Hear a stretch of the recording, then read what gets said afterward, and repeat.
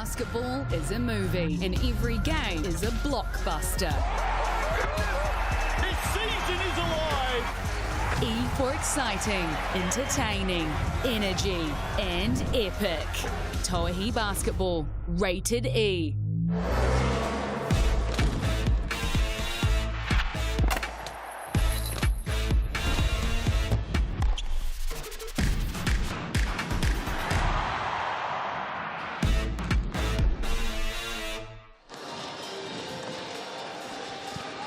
Kia ora, good afternoon, welcome into Cowles Stadium here in Ōtautahi, Christchurch. Sky Broadband Rapid League basketball action for you this afternoon. The Mainland Pouākai hosting the Tokomanawa Queens. The Queens, somewhat remarkably, looking for their first win in season 2024 of the Rapid League. The Pouākai with 2 wins and 3 defeats so far. Nick Bewley here with Maya Williamson alongside. And just on that, Maya, can you believe this team, the Queens, or the roster that they've assembled, are 0-4?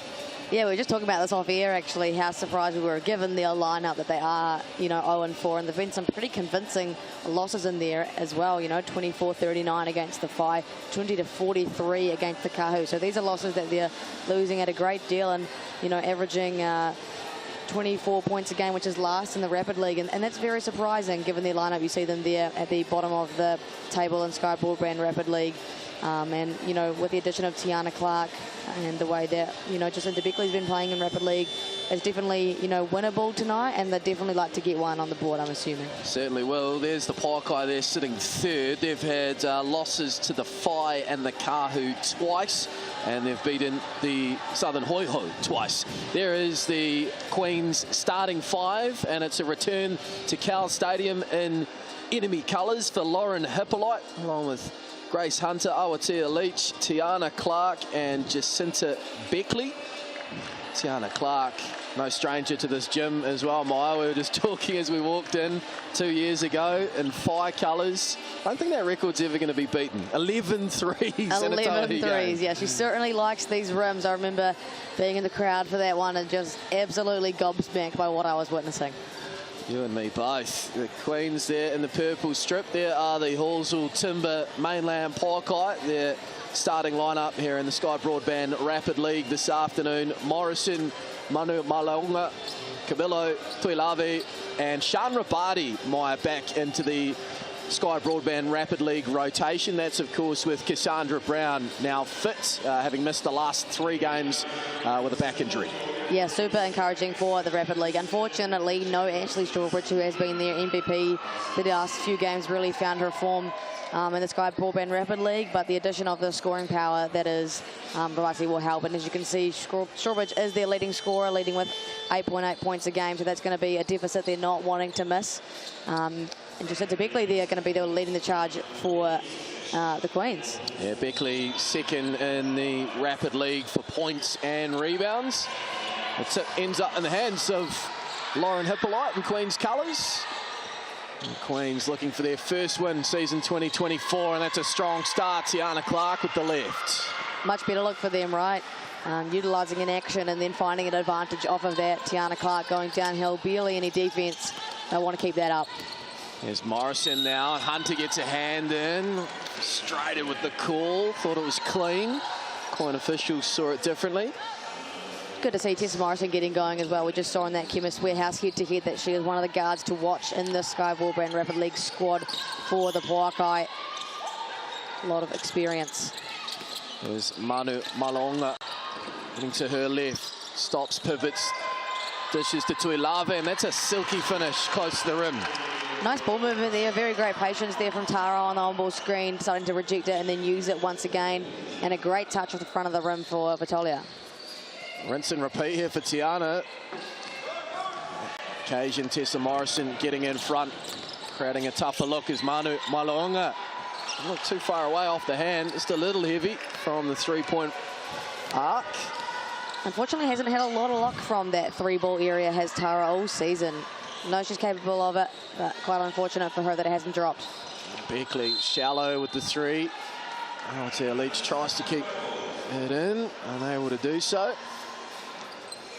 That's back-to-back empty positions for the Queens, and you kind of feel as though those are two shots that they could probably work the ball a little bit more. They've got some quality players here.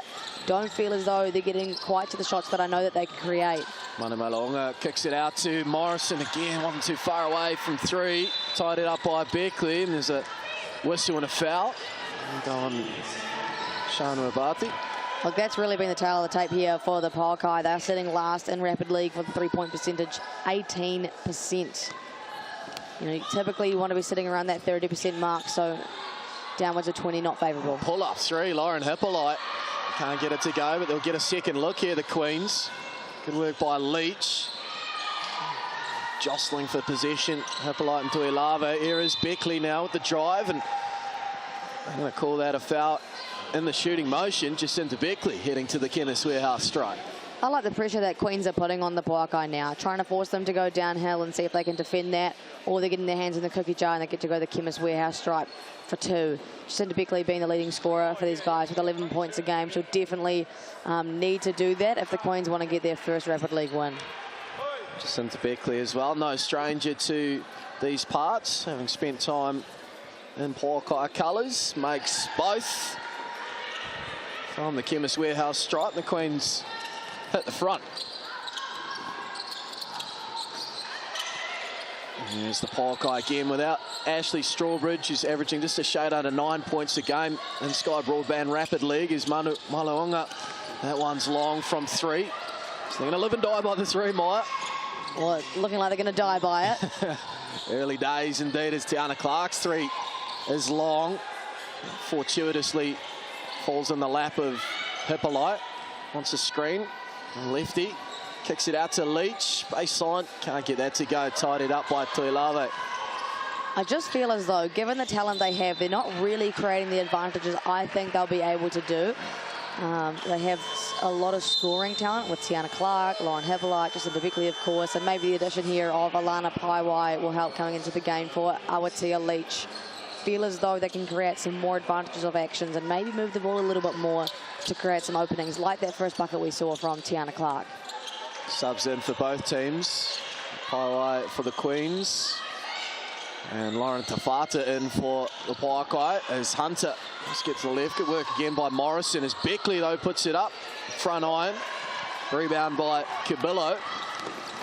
Here come the Pouākai. Robati. Bully ball. And they're going to call an offensive foul. That basket won't count. Let's take a second look on the GJ Gardner Holmes replay. Well done there by Tiana Clark, managing to stay in front, take that one in the chest, and definitely sold the contact as well. Shana Brati probably didn't even need to extend there. She definitely has the advantage over Tiana Clark, so could probably just use her natural strength to create that advantage. There is Hippolyte, bounce pass, Beckley, an extra pass to Paiwai. Beckley gets it back on the elbow and puts it up and in. Jacinta Beckley. 6-2 now in favour of the Queens, just a shade under a minute to go in the first. So the injection of Alana Paiwai there, a really good one for the Queens. Immediately beating someone off the dribble and finding Jacinta Beckley. Pouākai looking for a response. Morrison tries to fashion something, unable to get it to go. Good work by Cabillo, initially at least, to stymie the momentum there of the Queens as Tiana Clark pushed the pace. Foul called.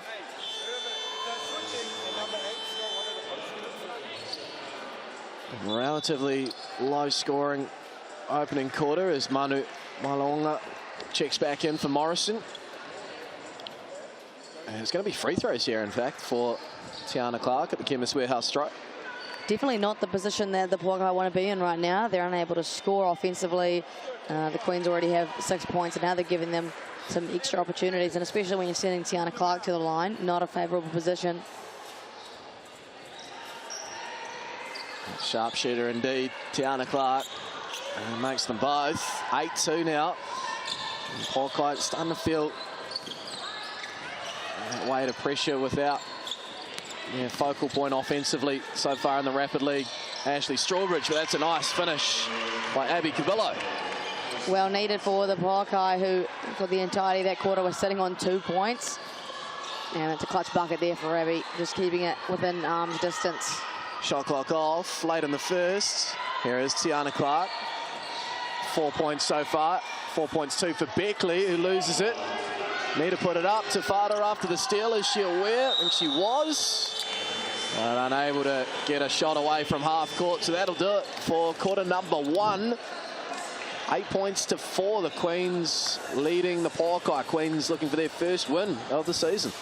It's looking on track to be that way, but as we know, Rapid League switches all the time. You can never be too confident with the way it's going to go.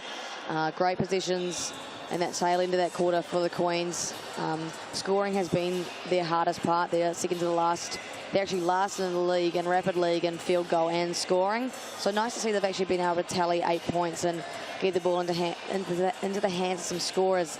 The Pouākai, not so much. 1 from 5 from the field and 0 from 3 from beyond the arc. So a very tough quarter for them.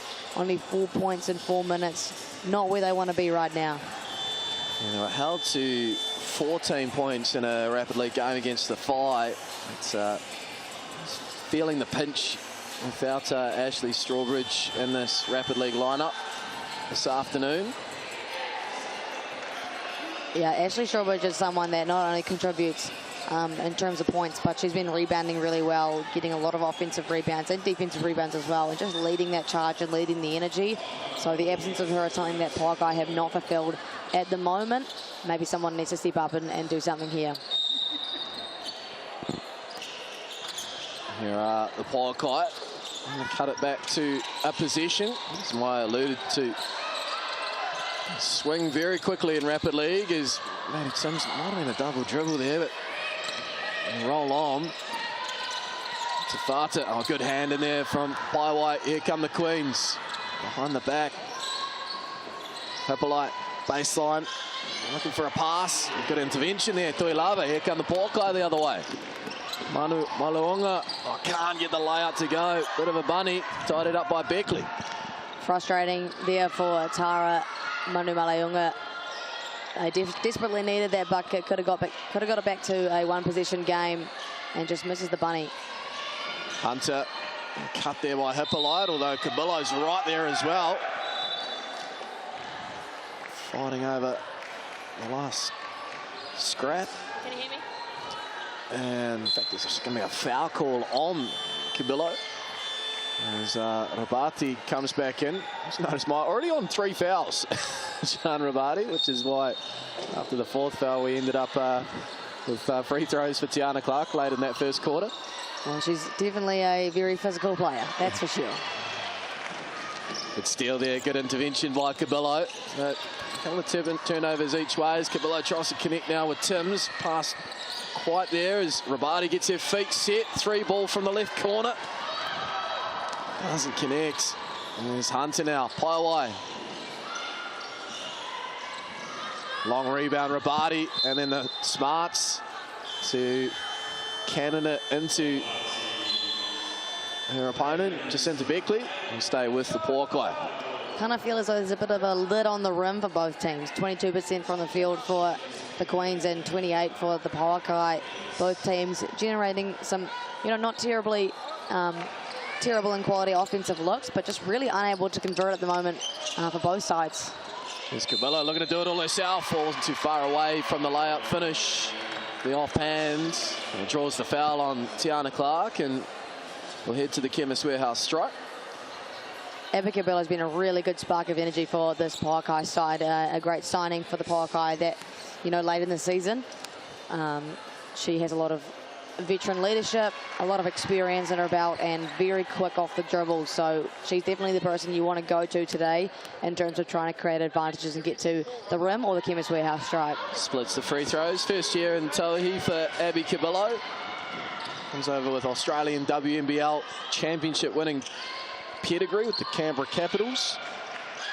Say my own experience to have in that point guard position. Another offensive rebound here for the Queens. Paiwai get a second look. Aotea Leach, and Maddie Timms gets her on the arm, and Leach will head to the Chemist Warehouse stripe. Just on those offensive rebounds, which we sound like a bit of a broken record, but whether it's the Pouākai or the Rams, it's usually an area of strength. No offensive rebounds so far for the Pouākai. Conversely, for the Queens, believe that was number 3. Just able to create those second chance opportunities, get to the line. Absolutely, and you saw the way that they moved the ball really well, so the Pouākai were kind of scattered and still moving. So when they got that offensive rebound, that was quite easy for Aotearoa Leach to attack some moving feet without any help defence there, and that was a given for the Queen officials. Splits the free throws, though, does Leach. So 4-point game, 9-5. Feels like it's just going to open up here at some stage. Who is going to take the initiative? Will it be Sean Rabati? Gets on the score sheet, cuts the Queens lead to 2. I feel as though that's one of the best options right now for the Pouākai, is getting into that Cabillo and Rabati pick and roll and seeing what they can create out of that. They're the 2 strongest offensive threats in this Pouākai team, so they've got to use them. Pouākai can't get that one to go, and here come the Pouākai. Can they go back to back? Timms, they go to Rabati. She kicks it out though to Manu Malonga. Indecision, eventually getting through to Timms, and gets the foul call. Into the Chemist Warehouse stripe. Yeah, the noise from the bench to our left, though, wanting to continue that ball movement. Got a little bit static there, but they get away with the foul. Look, that's been one of Pouākai's weaknesses I've found, both in the Rapid League and the Tauihi League, is the fact that they, you know, when things aren't going their way offensively, their flow completely stops and they lose that ball movement and fluidity in their offense. As we'll just have a quick stop to check something on the scoreboard, I believe. But that usage of the on-ball screen and back-to-back positions for the Pouākai has resulted in a bucket and now a trip to the Chemist Warehouse stripe. So something that they definitely want to go back to, you know. If it ain't broke, don't fix it. So it's the Pouākai assistant coach, Josh Thompson, who's running the Rapid League coaching duties. There is Paul Flynn, Pouākai Tauihi head coach. Just clarifying there whether it was in the act of shooting, potentially. I'm not too sure. Maybe Josh was trying to see if the score was accurate. Seems accurate to me. Well, anyway, we're all sussed. We're all sussed. Timms makes the first, and a good little period here for the Pouākai.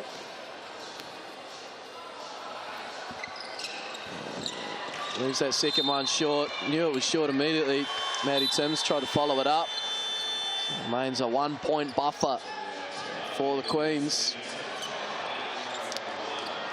Like the hustle there, though, from Maddie Timms, trying to get that offensive rebound off a free throw, especially since Pouākai have 0 to their name at the moment.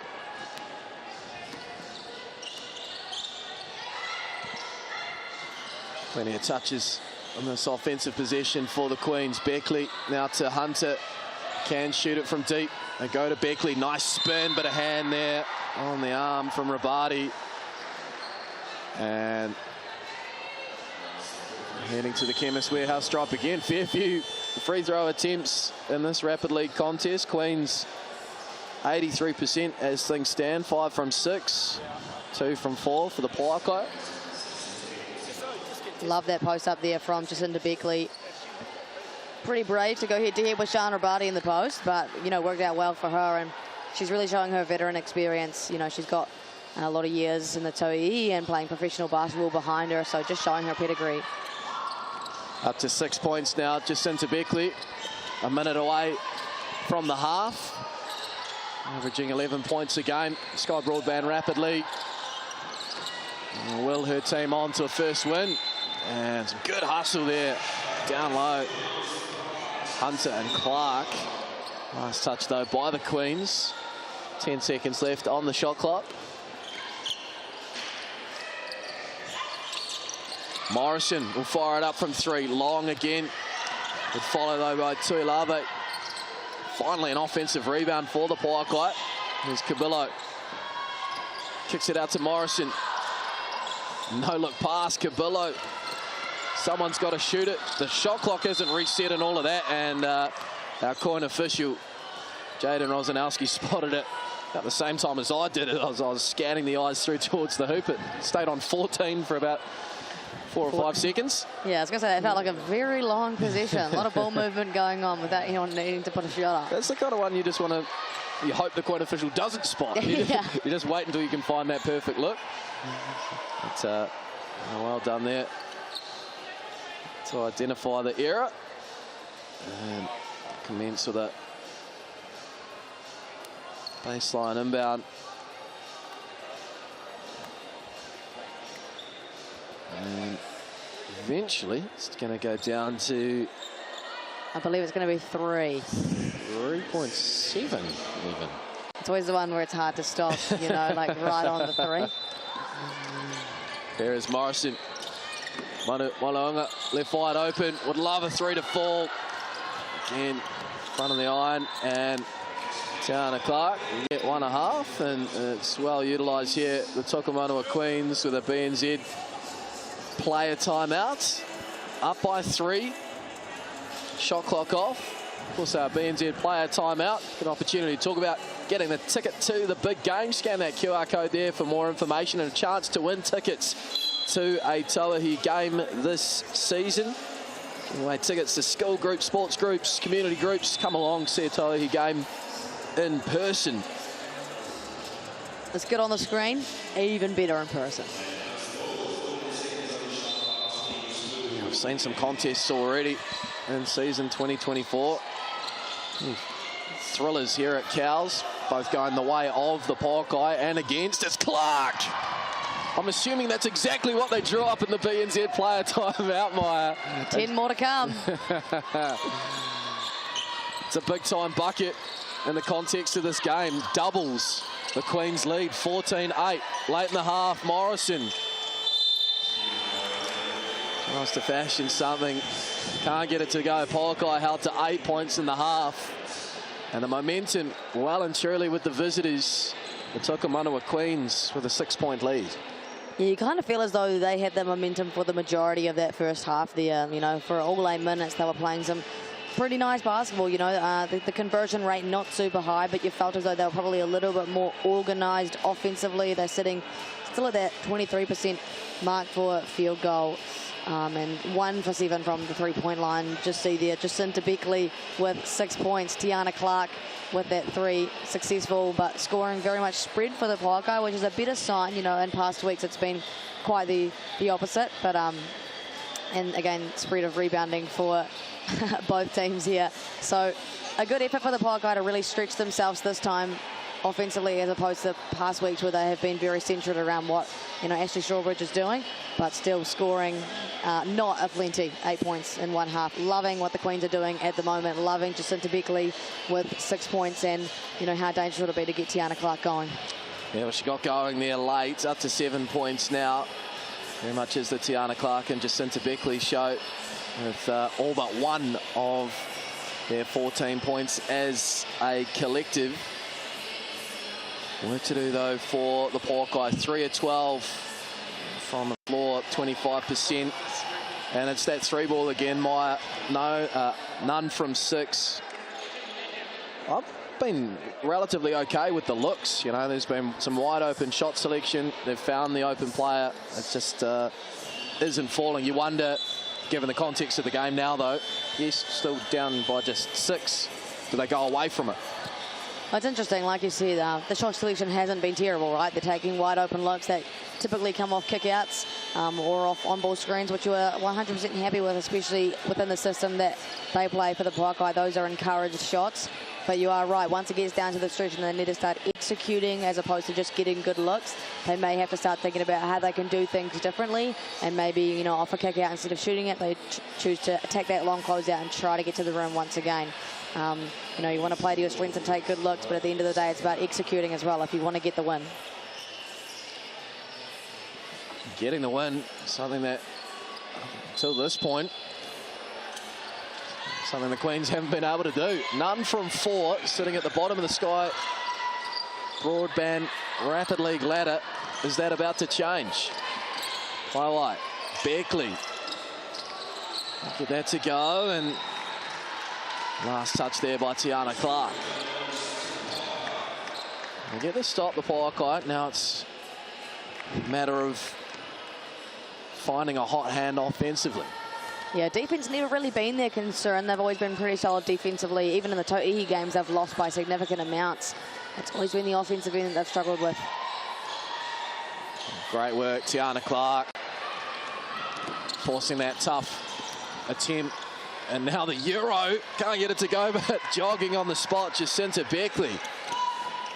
Up to 8 points now. You know, if it's not going to be Tiana Clark, it's going to be Jacinta Beckley. She's having herself a game. And that was a little too wide open for the Queens. Love that from Jacinta Beckley. Very high IQ player. 16-8. A lot of ball movement here. Here's Manu Malanga again from 3. He's now none from 4. The Pouākai 0 from 7 from deep. And could open up a double-digit lead here, the Queens, but they fire away waywardly from distance as well.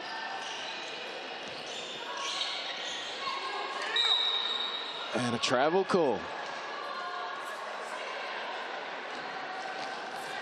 Must have been shifting her pivot foot, I think. Referee Blake Wisnowski said, as you can see, yeah, her pivot foot just slightly shifted on the spot. So great call there from Queen official Blake Wisnowski, and an unfortunate possession left empty once again for the Pouākai. If I were them, I'd have Abby Cabillo coming off their on balls as opposed to Tara. I think Abby's done a really good job at creating advantages and finding the roller or finding shooters. There's Lauren Hippolyte now. This time back at Cowles Stadium. Is it part of the away team? Get another stop for the Pouākai. And again, it's a costly turnover. Unforced errors beginning to mount for the home team. Just about to say that those unforced errors, you know, a travel and then a carry, those are things very much in your control, and things you don't really want to be doing. Down 8 at this point in the game. They need a possession here successful. Clark, lovely pass in the corner. Paiwai, oh, rattles in and out. Rebound by Tuilave. Morrison, going to get Cabillo or Rabati free. Morrison tried to do it all herself. It's got a little bit too close. Unfortunately, there for the Pouākai. Remain on 8 midway through this third quarter. Loving the off-ball movement here for the Queens. Every time someone's driving, they have some kind of cutter, and weren't able to successfully find Alana Paiwai there. But that off-ball movement is creating some issues for the Pouākai. Here's Paiwai. Get around to Fata. Fires it away to Hippolyte. 3 ball doesn't fall. Pouākai pushing the pace. Passes a little bit out to the right for Rabati. Does well. Finds Tuilave from the elbow. Needed that, to say the least. Pouākai cuts the Queens lead to 6. Great shot for the Pouākai. Tuilave barely even misses those little midi jumpers. That's a great look and just what they were needing.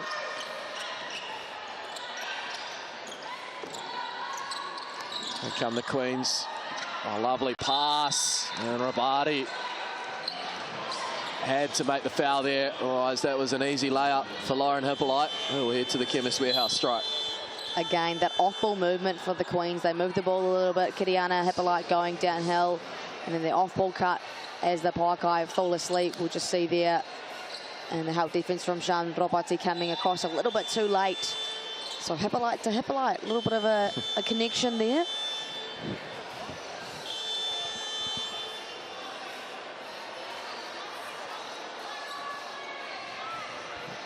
Just a bit of a committee meeting with the Coin officials. There's assistant Pouākai coach Josh Thompson.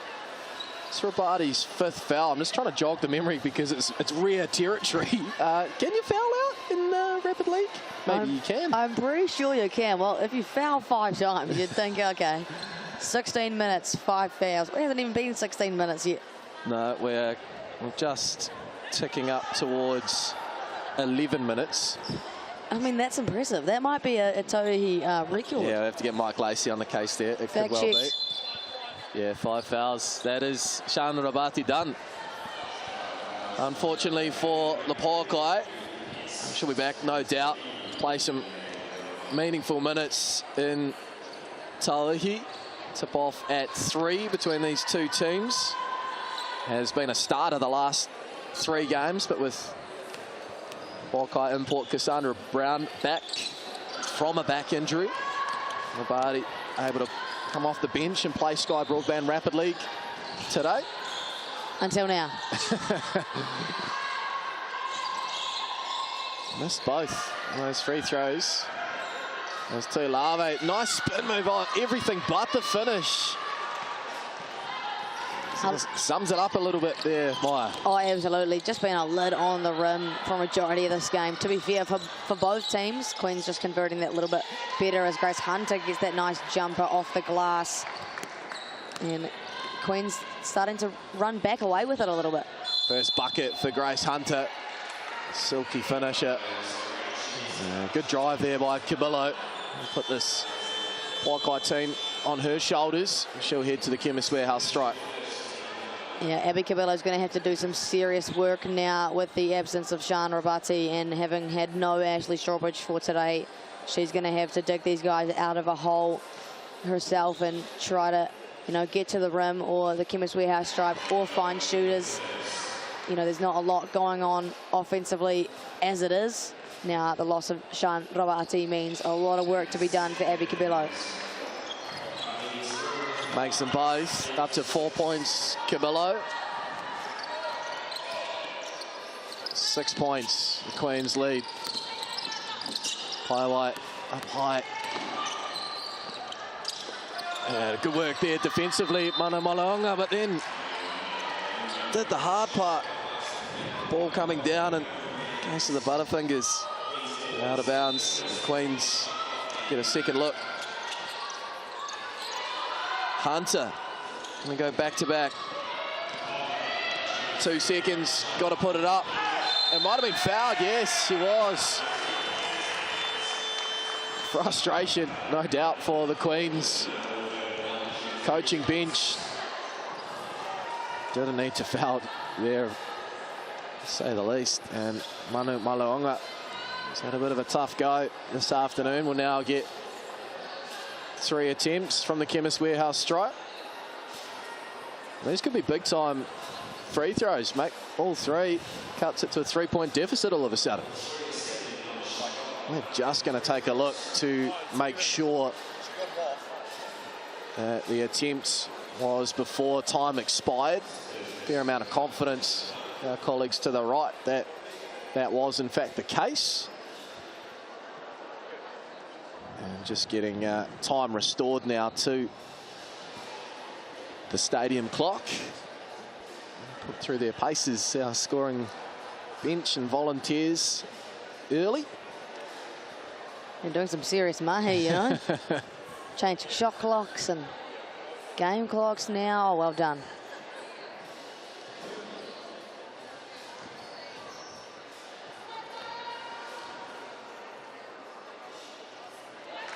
Makes the first, Manu Malaonga.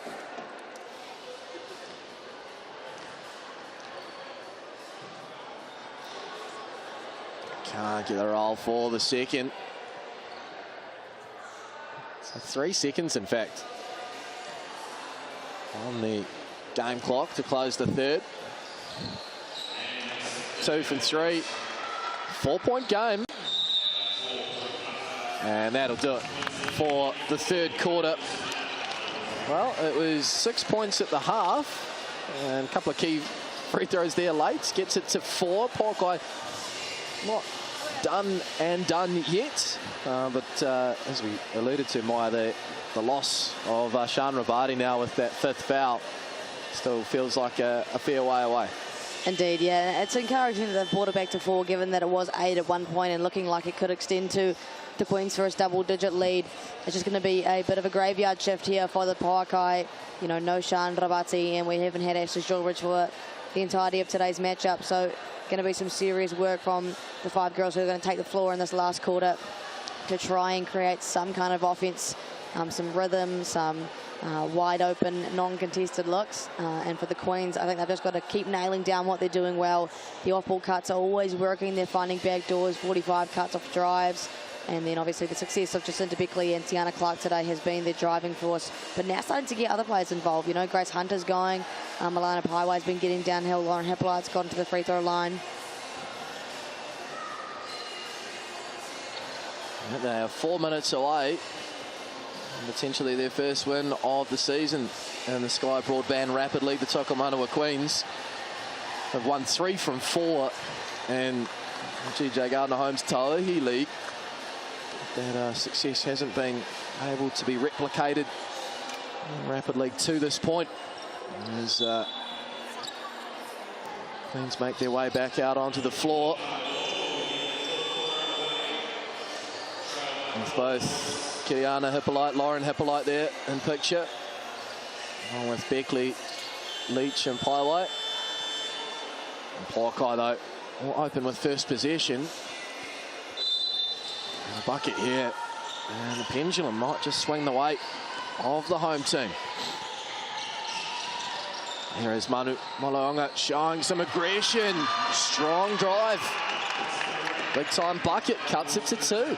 That's a tough finish, extending out with her right hand, getting it off the glass. That was nice from Tara. I would love to see more of that in this last quarter. Rebound by Tuilave. All of a sudden, a pep in the step of the Pouākai. Cabillo, quick shot. Can't blame her though. Open at the elbow.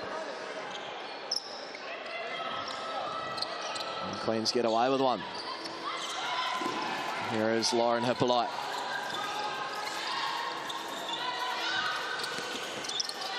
Paiwai, Beckley, ball movement, play, cutting and a illegal screen.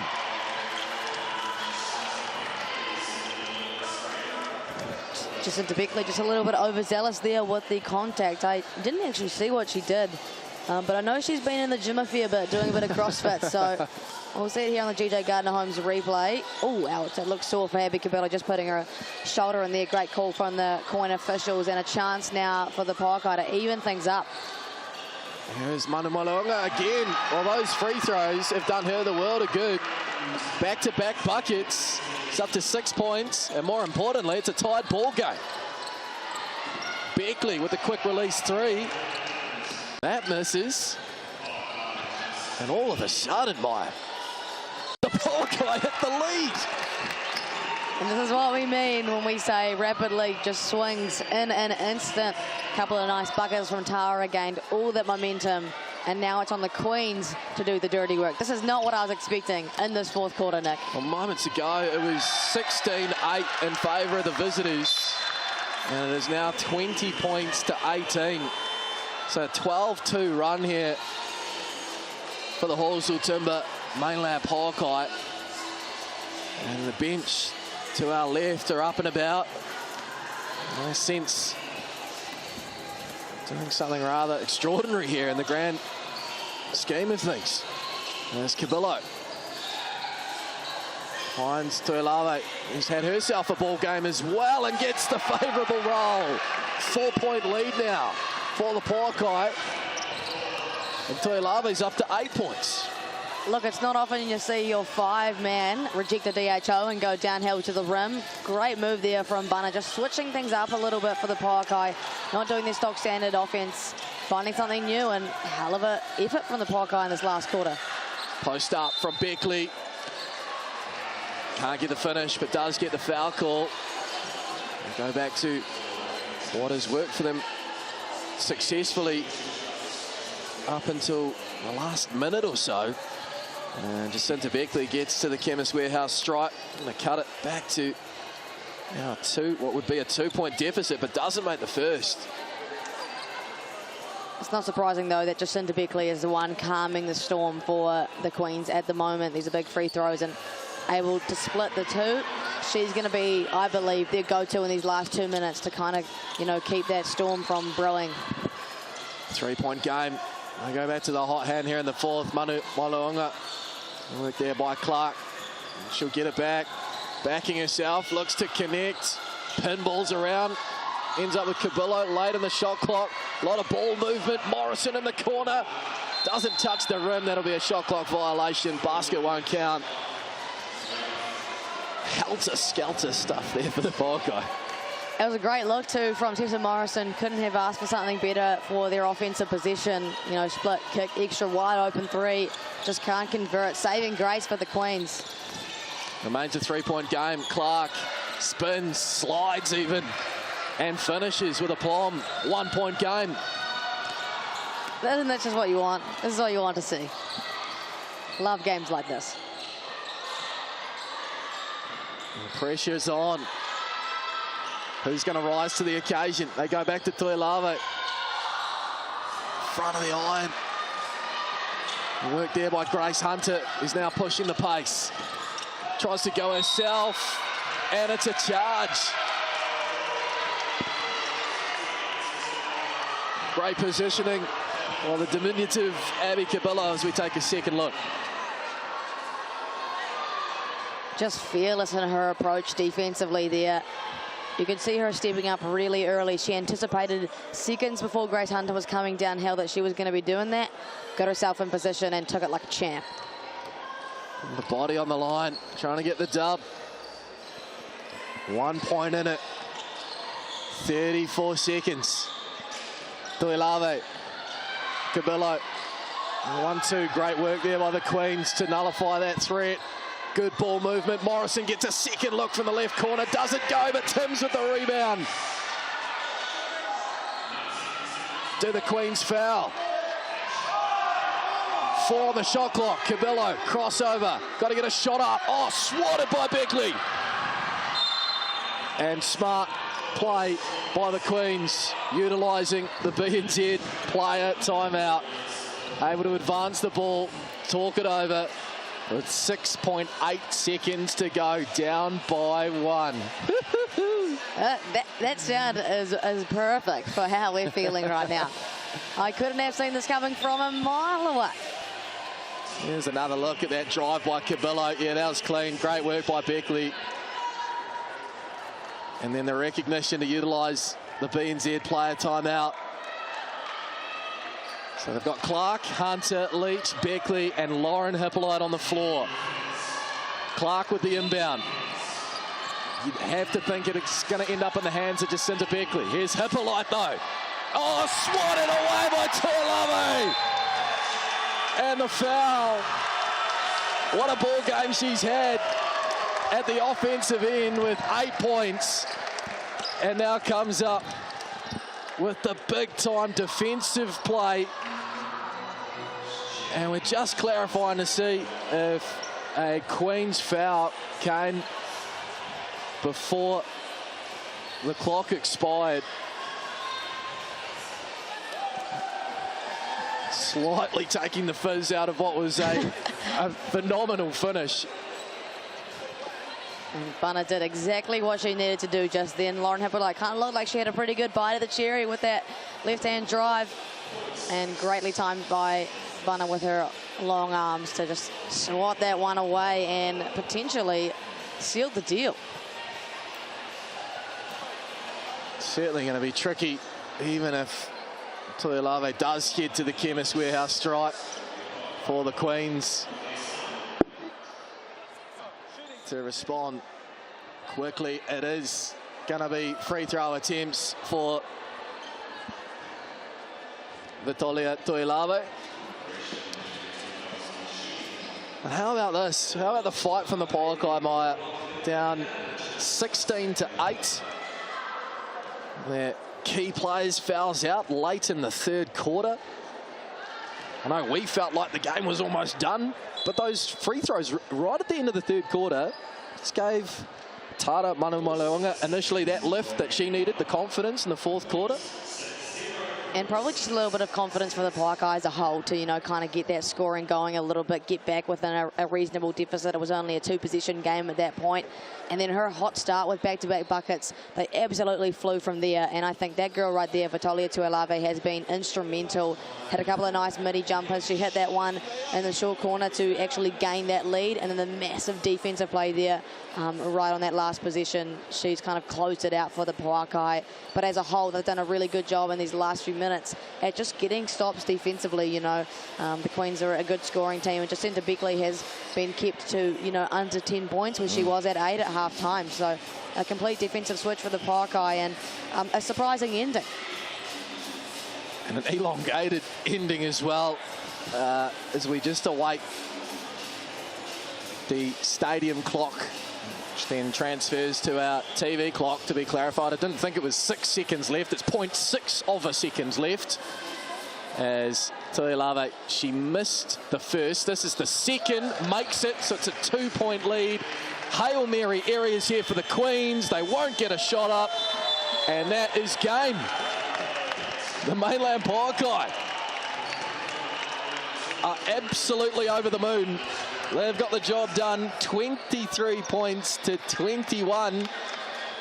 As we whip through our key stats, courtesy of the Chemist Warehouse. And what about that lady there at the top for the Pouākai, Vitalia Tauihi? She had herself a heck of a game near the end of that stretch, topping the Pouākai on both points and rebounds. Jacinta Beckley, in all fairness, having a great game herself. Tara Mane Maliunga really coming alive in the tail end of that as well. Both her and Bana were the reason for the win. You see her again topping the stat category with 2 blocks, including the game-sealing block right there in that last position on Lauren Hippolyte. What a game. And there she is once again. I feel like I've got to keep going. No, she's got another steal as well. A monster stat line.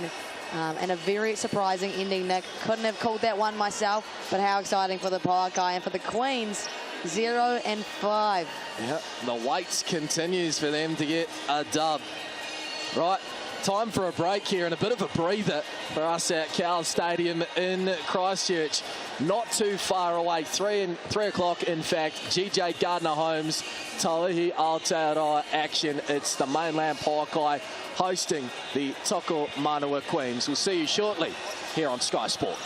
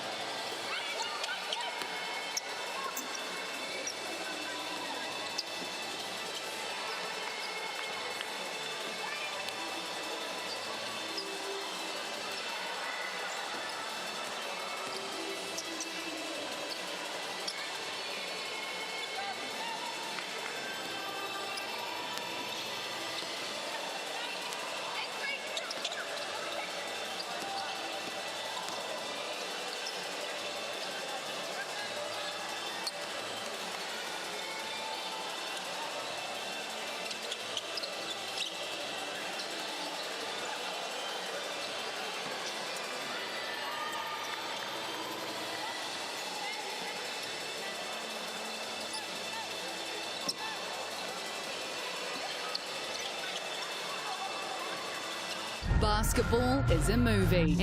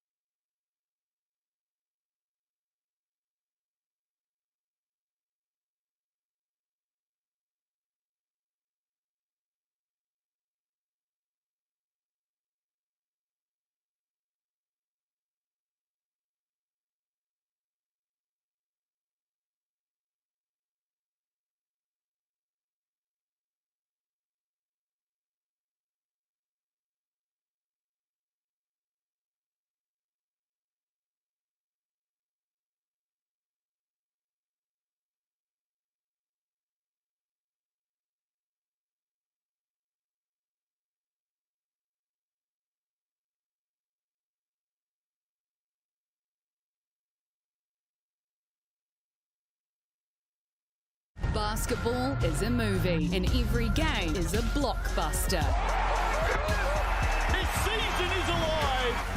E for exciting, entertaining, energy, and epic. Tauihi Basketball, rated E.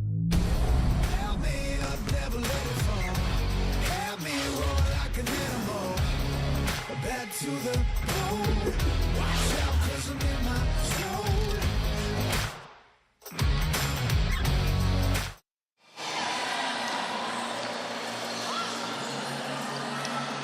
Kia ora, hello, welcome in. Sunday session, GJ Gardner-Holmes, Tauihi Aotearoa Basketball, live from Cowles Stadium in Ōtautahi, Christchurch.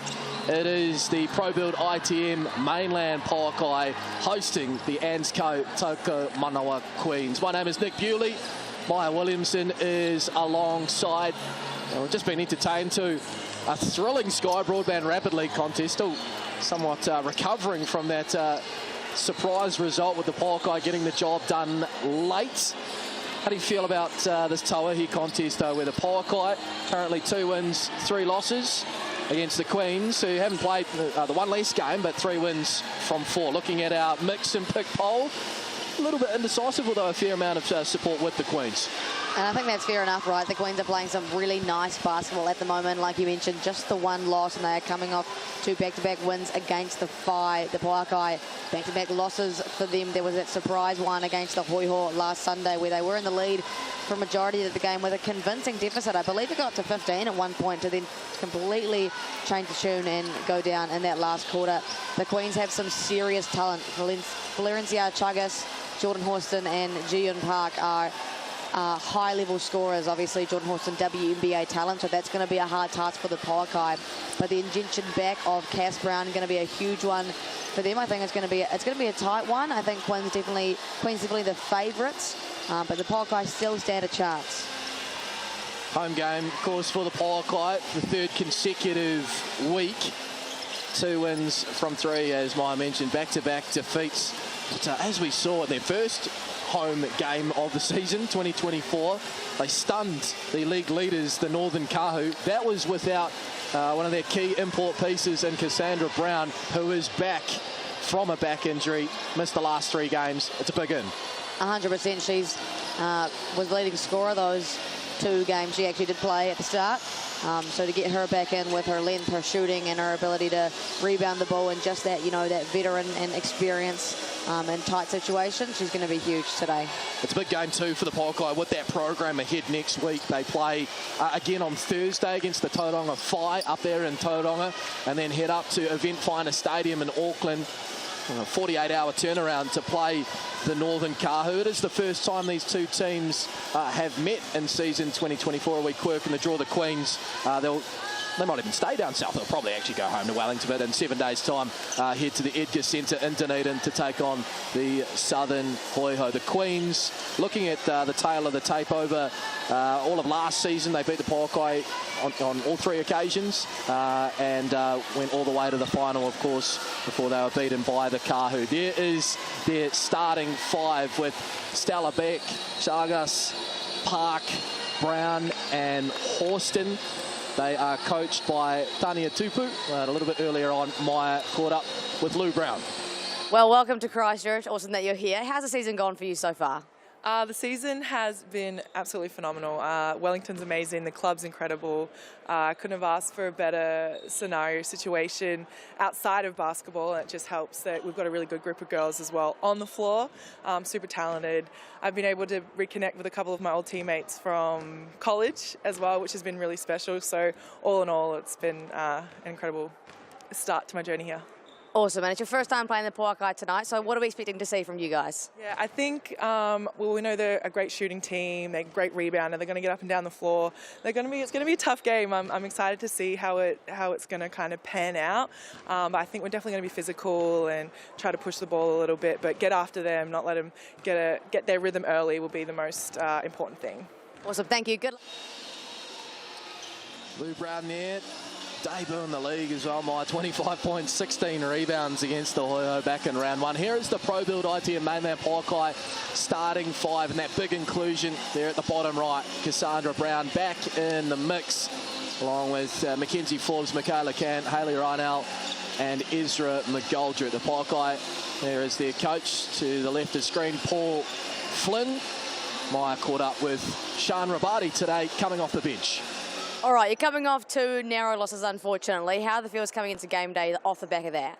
I think, having those 2 losses, we're here and excited to get another opportunity to play basketball. I focus on just staying together and just working together as a team and going out there and, taking the first step.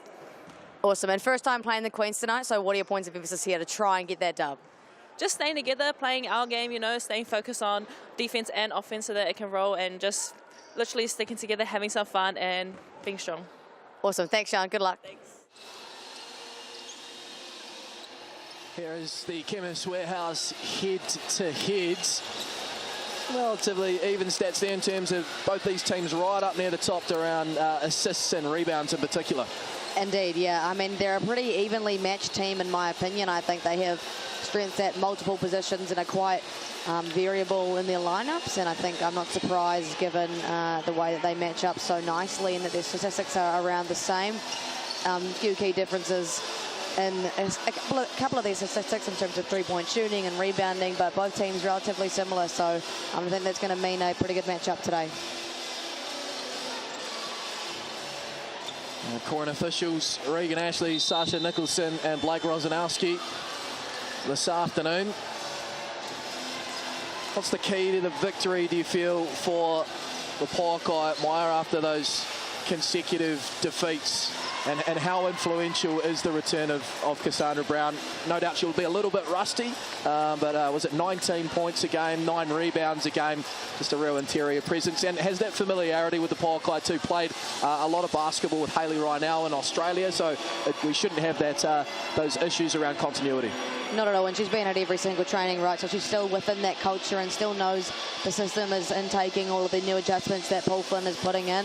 I think for them, their keys last week were just that offensive breakdown. They looked really good in the first 2.5 quarters against the Hoiho. Everything was flowing for them offensively. They had a variety of looks. Everyone was getting involved. The ball was moving, and then in that last quarter, it just stuck.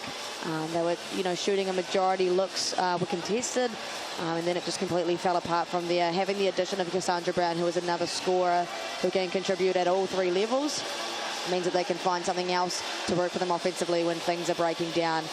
But it's going to be tough, and they're going to have to work for it. And Sian Rabati alluded to in the interview pre-game was that they just need to stick together and stick to what they do best. Oftentimes they begin to move away from that when things aren't going their way, so they've got to stay together as a crew. Queens off the back of consecutive wins over the Phi, 85-73 most recently, 92-90 the game before that. but really impressed by their collective effort. Their starting five, as you alluded to earlier, so much class, and it just feels like it doesn't have to fall all on one player or any one night. Someone can get hot and carry them to a win. Oh, absolutely. There's just so much individual talent in that Queen's squad. Obviously, the scoring talent of Chagas, Horston and Park, all really good scorers in their own respect. And then you add the addition of Lou Brown, who was just a beast on the glass. And then Stella Beck to round things out nicely. Hasn't done a lot of scoring this season, but she's huge defensively and just the absolute glue for this team, and that she holds things together, you know, nicely for the Queen's squad. So for them, they've actually generated a lot of their offense and just getting advantage of different actions and relying on their talent to just put points up in bunches in there. You know, one of the leaders in the league for points a game. So that's going to be very tough for the Pouākai to stop, because the Queens are a force to be reckoned with on the offensive end. Certainly are. Great crowd in, as always, at Cowles Stadium, bringing the atmosphere. Ready for their team, the Pouākai. Ezra McGoldrick pointing at Ezra there, who we were just informed yesterday, named North Canterbury Sports Woman of the Year. Can't really argue with that. She's had a sensational 2024, both in Pouākai colours and at an international level. Indeed, yeah. Obviously, is now kind of a veteran in the Tauihi in space, actually, at quite a young age. And then a very successful Christchurch Premier competition year for her, was the MVP of that grade. And obviously having a really good season for the Pouākai as well. Actually their leading scorer, which is surprising given 5 imports. Absolutely. Great to see Ezra McGoldrick thriving in the Pouākai environment. Not too far away. All is in readiness. This round 5 contest, as our ball girl Camilla Cherry out of Avonhead School is just waiting to see who she needs to give the ball to. I believe I'm just going to get a photo first. We memento with Jordan Horston and Hayley Ryanell. Favourite player, unfortunately, not playing today, Ashley Strawbridge. A good choice, though. That's second week running for Ashley Strawbridge. That is back-to-back weeks. There is a lot of Ashley Strawbridge fans in Canterbury. Very deserving of it. The Queens in green, and they will get first possession. Julian Park has been a revelation so far in season 2024. Oh, great pass. Lou Brown on the spot for Jordan Horston to open her account, the league's leading scorer. That was slick. Yeah, she moves really well off the ball. Her and Lou Brown have a very nice on-court connection, the way that Lou finds a cutting Horston, and you can just see a variety of threats in their offense immediately. In terms of offensive threats, Mackenzie Forbes straight away, flamethrower from deep. We saw that be a large part of their offense in the first half against the Hoiho. Was Forbes' success from beyond the arc. Good to see her getting going early. Now, defensive pressure. Ryanell and McGoldrick on Brown. And same spot. Will it be same result? No, it won't. Long rebound, though, McGoldrick.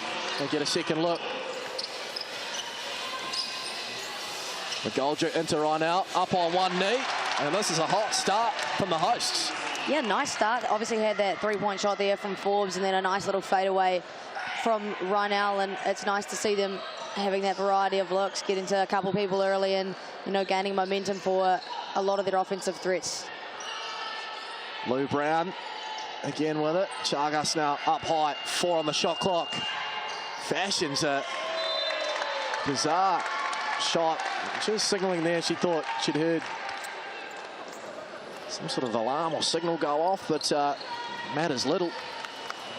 You know, Chagas likes to use the on-ball screen and trying to force something. You know, any inch of space she'll take it because she just wants to score.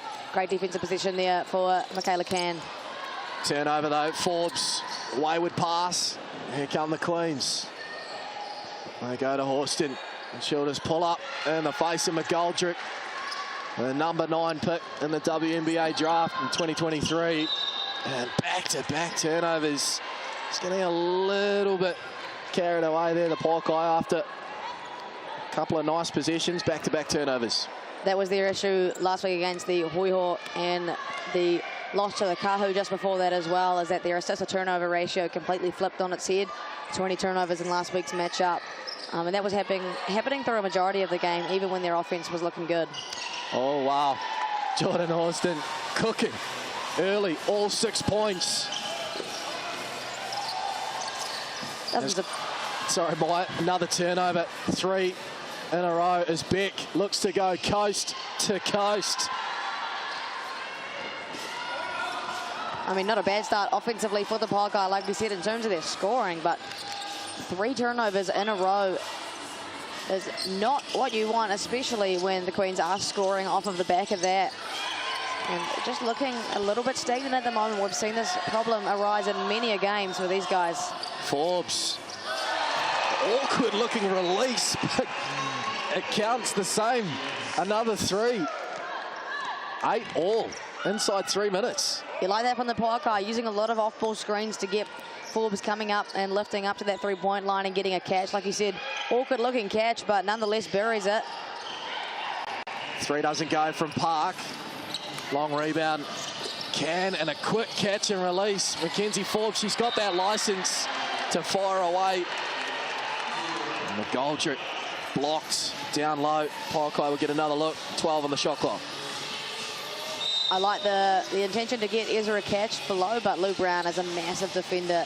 Times the blocks very well. Averages 1.3 a game, so it's definitely within her toolbox of skills. There's Can getting it to Brown. Her first game here at Cowles. There's Michaela Can. Can't get that baseline drive attempt to go. Chagas the other way. Quick shot. But how about the hustle? Stella Beck. Well, that is Stella Beck to the tee. Yeah, she truly is the heart and soul of this Queens squad. You see her there on the floor, still trying to play defense. Foul is going to go on Beck.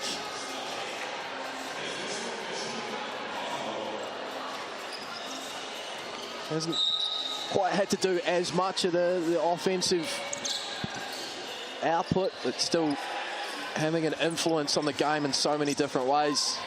The veteran Kiwi.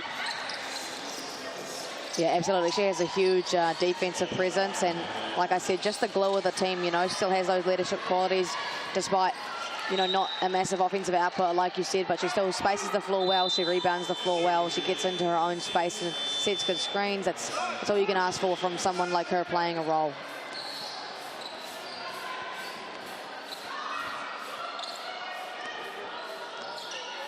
It's Grace Hunter into the ball game for the Queens. We'll pull up from 3. And it just falls out of reach for Cassandra Brown, and tied it up and put back up and in by Ji-Yeon Park.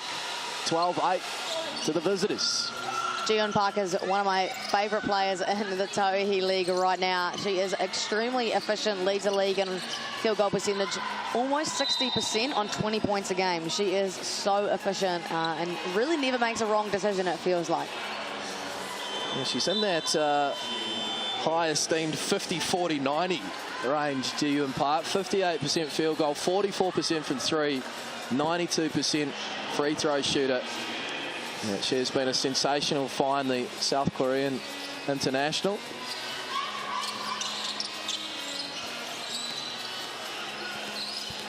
It's the Pouākai unsurprisingly go to Forbes again. And she had this hot start last week, Maya, and she's done the same here. 8 quick points halfway through the first. Indeed, and nice to see her getting downhill this time as Park once again does kind of the exact same thing that Forbes just did. Going tick for tack at the moment, both teams. Forbes again, quick release. Just wonder there, get a better shot as Horston. No, it's not going to count. I'm going to say it's an offensive foul. Horston hits Michaela Can with the too small. She did it twice too. That was her argument. Oh, and she just patted her muscles there as well, giving her a little flex. Well, that's why it's rated E for entertainment, ladies and gentlemen. The players, particularly our American imports, they love that brashness. Is Hayley Rynell, speaking of, straight drive, open lane, easy finish. Hayley Rynell up to 4, and the only person who has scored outside of her is Mackenzie Forbes. having herself a game so far. Here's Horston. Just over 25 points a game, and how about that? Equally as effective as a facilitator. Averaging 4 assists a game too. And there's one just there. Well, that's that veteran experience, that WNBA experience, seeing the floor outside of just being a scorer. And another turnover for the Pouākai. Here's Horston. Raindrop. Oh, this is the class of this lady. Scored a season-high 20 points in the WNBA just this year for the Seattle Storm, and she is showing out. There's Michaela Can with a 3. The Pouākai hanging in there despite this very good start from the Tokomanawa Queens. And the thing I like about that is that someone else getting involved in the scoring now. So a couple of people had some bites of the cherry. Ezra McGoldrick still yet to score, but lovely to say Michaela Can getting her hand in the cookie jar, as well as Jordan Horston gets her first miss of the game. There's Forbes now the other way. Pouākai lock it up with a 3. McGoldrick. Sub's about to come in. Abby Cabillo. Cassandra Brown as Michaela can't go back-to-back. Rebounded by Horston. There's Ji-Yun Park. They go down low to Lou Brown. Good ball movement. Beck left open, but the 3 short. Pouākai will be happy with that. They'll learn to live with that, no doubt. As the subs do come in. Chagas back into the game as well for the Queens. Yeah, for sure. You're right there, Nick. They'll live with that. If you get a catch from Lou Brown in the low post and she decides to kick it out, and then Salabeck, misses by a long shot, you'll definitely want to encourage those kind of positions, especially when you have people outside of those, that 3-headed monster, I guess you could say, taking shots. Pouākai shooting at 50%, the Queens 60%. Really good start to this one at Cowles. And offensive foul off the ball. It's going to go on Haley right now.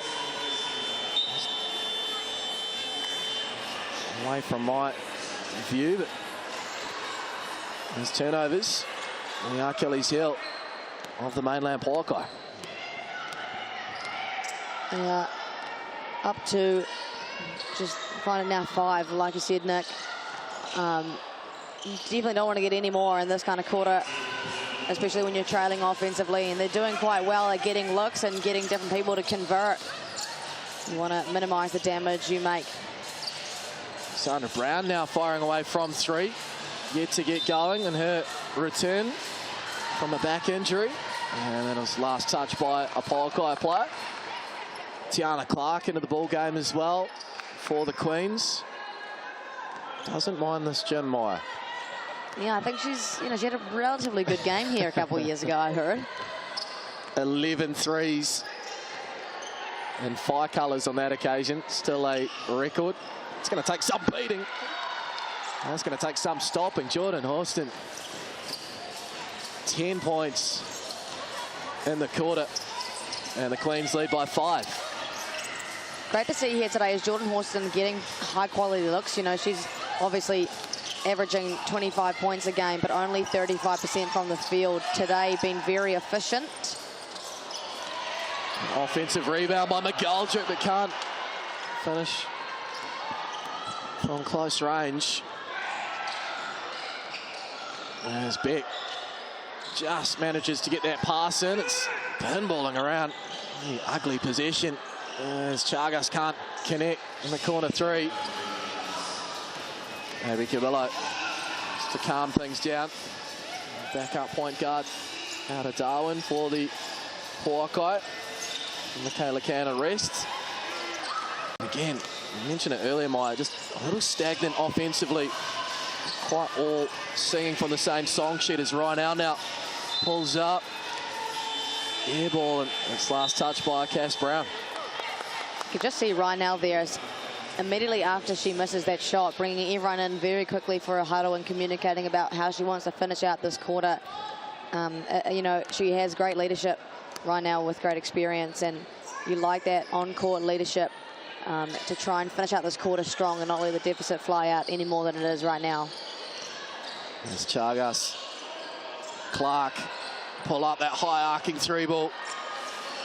Away to the right. And about a 10-second differential here between game and shot clock. Plenty of time for the Pouākai as Sian Rabadi into the game off the bench this afternoon. Can't get her first attempt to go. And the Queens will slow it down a touch with the shot clock off.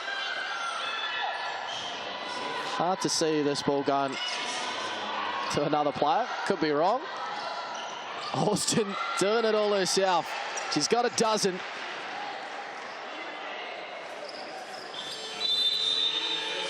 Wow. And that'll wrap up the first quarter. Wow. So 12 points for Jordan Horston on 6 of 8 shooting. And she's a big reason that the visiting Tokomanawa Queens lead here at Cowles Stadium, 22 points to 15 at quarter time here on Sky Sport.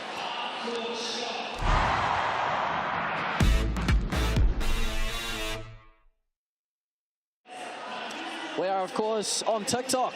Sunday action. Great to be with you here on my favourite social media platform. Maya, what did you make of that first quarter? I mean, it was a great first quarter offensively for the Queens. Jordan Horston looked epic. She's on 12 points right now, 75% from the field, only missing 2 shots. Her efficiency has been something that's been questionable in her first 3 games. Was shooting 35% from the field coming into today. And she's just been completely unstoppable. And 4 rebounds for her as well. And I've liked what I've seen from the Pouākai offensively as well, getting a few different people coming off a few different looks. You know, Michaela Cann coming off on-ball screens, Ezra McGoldrick finding looks in the corner, Mackenzie Forbes coming off some down screens to get open looks. But those turnovers just eating them alive right now, up to 5 in that first quarter. And a lack of offensive rebounds, I believe, as well, which is a huge part of their identity. So with the Pouākai having to clean up some of those mistakes, I think for the Queens, it's been a pretty smooth sailing first quarter for them. Absolutely. What do the Pouākai need to do to... They're not going to contain Jordan Horston. We've seen their quality in that first 10 minutes, but what can they do to at least limit her impact? I mean, you've got to force her into some pretty tough shots. You know, you can't take away the fact that she's gonna dominate. You know, maybe they can switch up their matchup on her. I'd like to see maybe Hayley Ronaldo, Ezra McGoldrick have a chance and just make everything tough, contest everything. But with that, you know, if she's going to have a great game, make sure everyone else doesn't have a great game, right? Expend a lot of your energy on making sure that everyone else is contained. So if she has a great game and everyone else doesn't, it doesn't matter too much. Welcome back to Cowles Stadium here on Sky Sport. We are, of course, on TikTok as well on Sunday. Maya just breaking down the ins and outs there of the first quarter. But for our Sky audience, Maya, we're just waxing lyrical there about Jordan Horston. What a sensational start for her, 12 points. Where do the Pouākai go? Do they send a double team? Do they send a few different looks to try and contain her some more? Yeah, look, I'd be very aggressive on my coverages against her, especially coming off on balls. I'd maybe try a couple of different matchups, send double when she's going downhill. But I was saying to our TikTok audience, just ensure that everyone else isn't being as effective as her. She can be great, but if everyone else isn't, it's going to be hard for them to get it done. 5 turnovers too for the Pouākai in that first quarter, coming off a 20 turnover game last week against the Hoiho. As that shot this late on the clock here is Jordan Horston. The Seattle Storm, the WNBA. Jian Park as well. Good work by Rabadi, forcing that kick-out pass to Chagas in the corner. Silky finish, nonetheless. And that is the capability of the Queens. You shut down Horston, you shut down Park, but still got Chagas. Yeah, and that's, you know, that's deafening for the Pouākai, who are sending a lot of their energy at Park and Horston, as Chagas looking to go back-to-back, draws the foul there. She's very creative with her dribble. Great at coming downhill off a corner catch, and there she is again in transition, getting to that Chemist Warehouse stripe. We'll see that again on the GJ Gardner Holmes replay. Sian Rabadi not afraid to foul. We know that, don't we? Well, she fouled out in Sky Broadband Rapid League inside 11 minutes, which I was actually quite impressed. Getting 5 fouls. Of course, you're allowed 6 in Tauihi. And we do have a timeout called by Pouākai head coach Paul Flynn. Interesting on the Queens side, they are bottom in the league from a three-point made perspective. They'll be relatively happy with their shooting from the two-point area. 12 from 15, 80%, but none of 7 from 3. So I wonder if go away from that, or the Pouākai will at least try and force more 3 balls to go up? Yeah, well, my thinking was the Pouākai could come out in the zone today. You know, the Queens don't like to shoot threes. They are the second lowest team in attempts, 22 attempts a game, and then just under 30% from the 3-point land over their 4 games. So if you're the Pouākai, you want to encourage them into those shots until they make them. In my opinion, I'd like to see them maybe get into a 2-3 zone for a few positions, see what kind of mayhem they can cause in that sense. And obviously, like we say, the Queens, so much individual scoring talent. Maybe a zone is better to force them into a couple of defenders at a time and not just, you know, force one person to solely contain the scoring power of Chagas and Horston and Park. Teamed up with Coach Mate there, as you can see on your screens. Scan that QR code and level up your coaching game. It'll be in basketball, but also sports like football, golf, bike riding. Great initiative at the community level.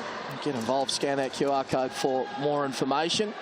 As Chagas misses the first from the Chemist Warehouse stripe, makes the second, and a double-digit lead all of a sudden for the Tokomanawa Queens. And for their 3rd consecutive win and 4th in season 2024. Forbes gets that step on Lou Brown and absorbed that contact. Foul will go on Brown, and Forbes will head to the Chemist Warehouse stripe. Yeah, nice to see after some ball reversal. There was a backdoor cut on the dribble handoff and that 2-man action with Forbes and Rynell. Forbes really good at attacking off on-ball screens after there's been a little bit of movement. She finds the gap really well, and like you said, Nick, absorbs that contact from Lou Brown, goes in, and then looks to extend out and get herself to the Chemist Warehouse stripe. She's currently their leading scorer. You definitely want to put the ball back in her hands and try something for the Pouākai, who are only currently now sitting at 16 points. And that was the first trip too to the free throw line for the Pouākai. Don't get to the Chemist Warehouse stripe all that often. Do shoot at a relatively high clip in comparison to the rest of the teams in the league. There's a rare turnover there the other way on the Queens. Just their 2nd turnover of the game. Jordan Horston trying a variety of looks. So she's setting that off-ball screen, then she slipped and tried to get that catch. Felt like there might have been a lot of contact, but a better position for the Pouākai and not allowing a catch for her and not allowing her to do damage. Here's Forbes again, trying to get it done with the left. Good work, Rynell. Ends up with Sean Rabati. Rynell again hustling, but Horston says no. A lot happening there. Jordan Horston is a supreme blocker, 2.3 blocks a game. Got those long arms, times it well, and says no thank you. There's Brown, Rabati, and back to point guard Can as Brown and Beck jostling for positioning in the key. Can the drive, unable to execute as Coach Flynn would have liked. It just feels a little bit like what we saw at the tail end of that Huiho game. They get down, the offense stops flowing, and they just try to force random things in the possession. And a whistle and a foul here, late whistle at that on the Chagas 3-point attempt. Just in that landing space in the eyes of the coin officials was Cassandra Brown. And free throw attempts forthcoming here for the Queens through Valencia Chagas. Of course, an inaugural member of the Queens 2022. Make it down to Aotearoa last year, but great to see her back in Tauihi this season. Makes the 2nd. It's always good to see imports coming back and, you know, enjoying the fact that they like New Zealand and wanting to come back for another year. We've seen that in Amari Thomas as well. There's Can Forbes. Again, just 6 seconds into the shot clock there, right in the hand of Ji-Yun Park. I'm not sure if that's exactly the look at this point of the game. Is another whistle. That basket won't count. Stay with the Queens. So not necessarily turnovers being the issue at the start of this quarter, but fouls. So they go from one era to another, the Pouākai, and within that, not scoring. Oh, wait, Sean Rabati. There's a fair amount of contact there. And it was in the act of shooting. So Lou Brown, a bit of a smile on her face. Sore tailbone, gets back up. And we head to the Chemist Warehouse stripe. And you're right, Maya, these fouls starting to mount up. Yeah, 4 fouls already for the Pouākai in 2.5 minutes. That is not what you want to be, right? You don't want to force the Queens to the free throw line, and they don't shoot it terribly from that Chemist Warehouse stripe either. And given the deficit is what it is at the moment, they do not want to be giving away any free opportunities to score. Chagas, hustle personified there. Not letting Michaela Can get away with anything easy this afternoon. Pouākai just the 1 free throw to show so far for this second quarter. We're 2.5 minutes in. As Park rips it away from Forbes. Nice bounce pass. Into transition, but a late whistle and a foul on Mackenzie Forbes now, and I believe Maya is heading into the bonus with 7:17 to play in the quarter. It's going to be a long one. It almost doesn't feel real that there is bonus free throws in the first 3 minutes of this quarter. Hayley right now will come back into the ball game. Pouākai obviously very aggressive in their defensive approach today. That's the only way you are going to stop the scoring power of the Queens. But overzealous with your contact is not the way you want to do it. The Queens are second in the league in free throw shooting, 75% behind the Pouākai, who are at 86%. Fun fact, Michaela Can has missed 1 free throw her entire Tauihi career, 19 from 20. I would like her to get to the stripe, to say the least.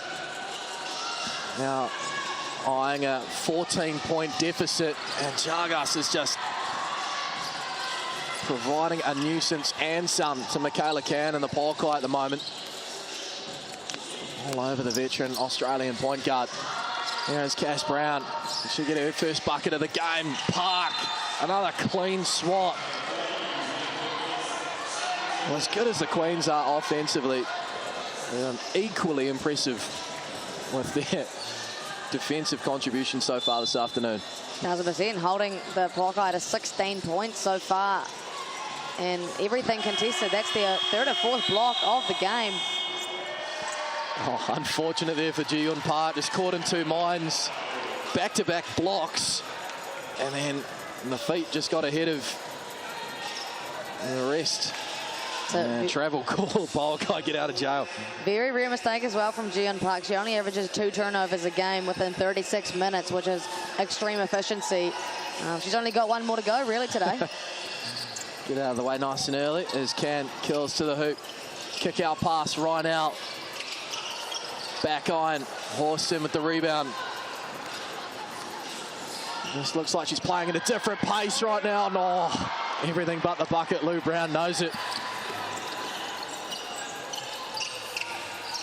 Once again, the Pouākai get out of jail, but they can't do anything on the offensive end. It's been a scoreless few minutes, it feels. Forbes gets it back and finishes the second one. Up to 11 of the Pouākai's 18 points. And that's 8 offensive rebounds for the Pouākai already. So sticking to what they're good at in that sense, but haven't really been able to convert those from second chance opportunities, unfortunately. Smart drive there from Jordan Horston. Probably mindful too that didn't even need to be in the act of shooting there to get back to the Chemist Warehouse stripe. Looking for her first points of the second quarter after a dozen in the first.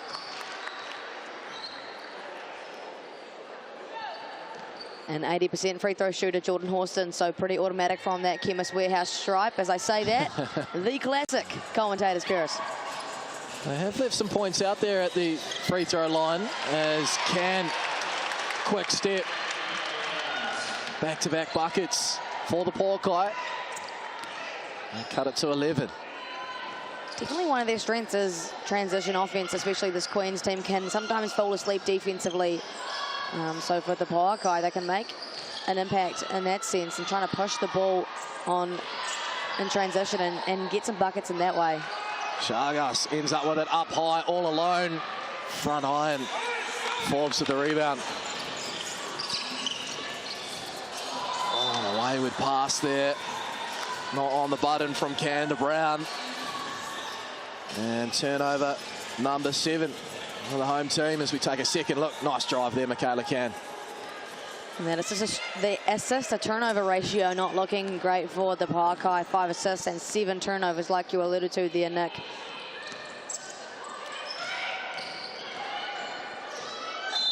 Conversely, it's 6 assists, 3 turnovers for the Queens. We'll make that 4. And that's be relatively clean, although Coach Tania Tupu wants to chat things over. Quite happy with what she's seen. In the grand scheme of things, though, I'm sure she'll be relatively content with the start. 31 points to 20. Just to tick over 5 minutes to go in the half. The Queens shooting 52% from the field. Still yet to make a 3, but 7 from 11 as well from the Chemist Warehouse free throw strike. Yeah, everything's gone well for them so far today. Obviously, Jordan Horston had the heck of a start, up to 13 points, 66% from the field, up to 8 rebounds already in the first half as well. And Stella Beck had a pretty good start for her, 6 points, 75% from the field. Jian Park, to no surprise, very efficient offensively as well. Florencia Chagas is the one person that hasn't been as impressive as I know that she can be. She is up to 5 points, but is shooting only 20% from the field. But that just goes to show they're getting everyone involved as they need to right now. The Queens just have so many strengths they can go to when they need to. Jordan Horston not having the quarter that she had in the first quarter, but they still have an 11-point lead and things looking still pretty smooth sailing for these guys.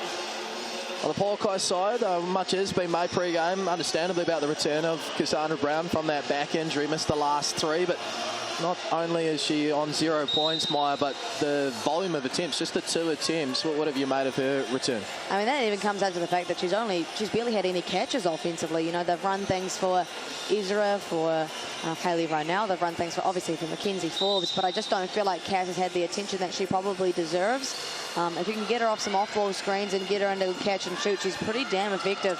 Surprising that they haven't got her into any actions just yet. Here is Forbes now, looking for her for the field goal and finds it. Up to 13 points.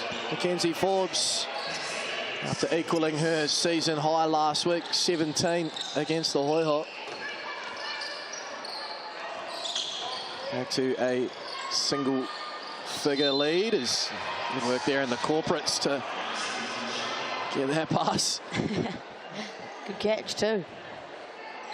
Nice touch by the Pouākai. 9 seconds on the shot clock here for the Queens. Chagas, you mentioned it, Maya, it's a little bit cold by her standards, and now 1 of 6. And she's 0 from 4 from that 3-point land as well for the Pouākai. I'll be thanking the basketball lords for that lack of success. They're still yet to hit a 3, are the Queens. Could be interpreted another way, a bit of a cause for concern for the Pouākai, given they're already down by 9. And it's Jian Park with another steal. And now the foul on Michaela Can. And more free throws forthcoming here for the visiting. Pretty good wall up there from Michaela Can, maybe just still slightly moving. The hands may have come down. I thought that was a pretty good effort in her defensive transition. But once again, foul trouble for the Pouākai. We knew they were on 5 fouls very early stages. Fortunately for Michaela Can, only her first foul. She's definitely going to play a lot more of this game. Paul loves to run her into the ground. Again, missed free throw there at that trip. So 8 of 13 for the Queens. They lead by 10. Here is Brown now. Just a slightly loose handle, and then it's ripped away eventually by Horston. 2-on-1 opportunity on the fast break. Lovely footwork, but tried to do it all herself there. Arguably could have used Chagas more effectively. And as the Pouākai look to get into their offensive rhythm, a foul on Ji-Yoon Park. And interestingly, in that last position for the Pouākai, that's their 8th turnover of the game. That was something that hurt them last week and something that's seemingly hurting them this week as well. They've left the last few positions empty. They'll be wanting a bucket here and maybe a different sort of way they've tried to before. There's McGoldrick up high, will let it fly and drains it. Ezra McGoldrick, her first 3 of the game. And Pouākai now 4 of 16 from distance. They cut it to 7. Park looking to respond in the face of McGoldrick and the celebration. Love it. Look, Ji-Yoon Park is one of my favourite players in this league. She's just so efficient. Barely any room for error ever. And that's a nice little celebration she has too. I like that. That's the key word, isn't it? Efficiency. Talked before about 50, 40, 90, which is just all class, really. You're hitting those numbers, which is 3 or 4 for the day, 1 or 2 from 3, and perfect from the free throw line as that pass evades Chagas. And Pouākai coach Paul Flynn wants to talk things over with 2:32 to go in the half. 10-point game. And a lot of conversation as Michaela Cowan and Ezra McGoldrick make their way over to the timeout. Held to 25 points as things stand. The home team, the Mainland Pouākai. They still kind of feel as though their offense isn't necessarily creating a lot of advantage for them. They're moving the ball well and moving themselves well, but maybe not as intentional in using their actions. I don't really feel as though anyone really outside of Mackenzie Forbes is actually getting to the rim and actually getting to that Chemist Warehouse stripe or getting, you know, an easy bucket to go. Hayley Rynell, unfortunately, not a lot of luck from beyond the arc. Would love to see, again, more catches for Cash Brown, and maybe after that successful 3-point shot, they can go back to Ezra McGoldrick as well. I think Queens are doing a better job at both getting advantages off their actions, but actually utilising a lot of threats outside of just Jordan Horston as well. They have managed to do a better job on Jordan Horston, just limiting her to that 1 free throw in this quarter. And there's that foul trouble. Frequent trips to the Chemist Warehouse stripe. And is allowing the Queens to just rack up the score.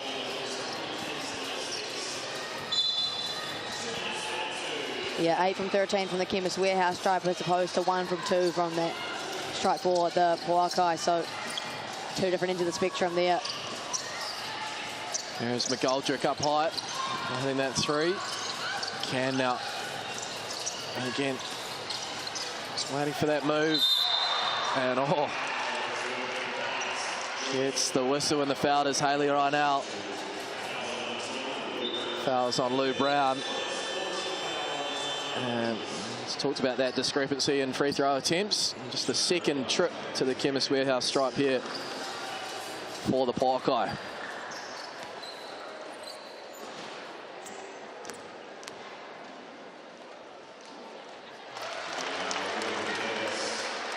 Makes the first as Hayley Rynell. She's had a good start to her first season in Tauihi. She's averaging just under a double-double, 14 points and 9.6 rebounds a game. Efficient too, 45% from the field. Also shoots just under 80% from that free throw line over her past 4 games. So, you know, good to get her to the Chemist Warehouse stripe. Oh, how about that pass? Horston, Park, money. Don't they love it too? The dual celebration there. That is high caliber hoops there. Are we privileged to have one of the best international stars down here in Aotearoa in this league. Rabati's going to have to let it fly here late in the clock. Front iron. The work there by Michaela Can. She just wants to calm things down.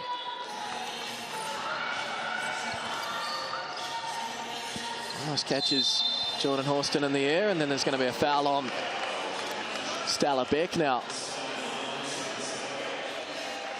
Take another look at that 3 ball.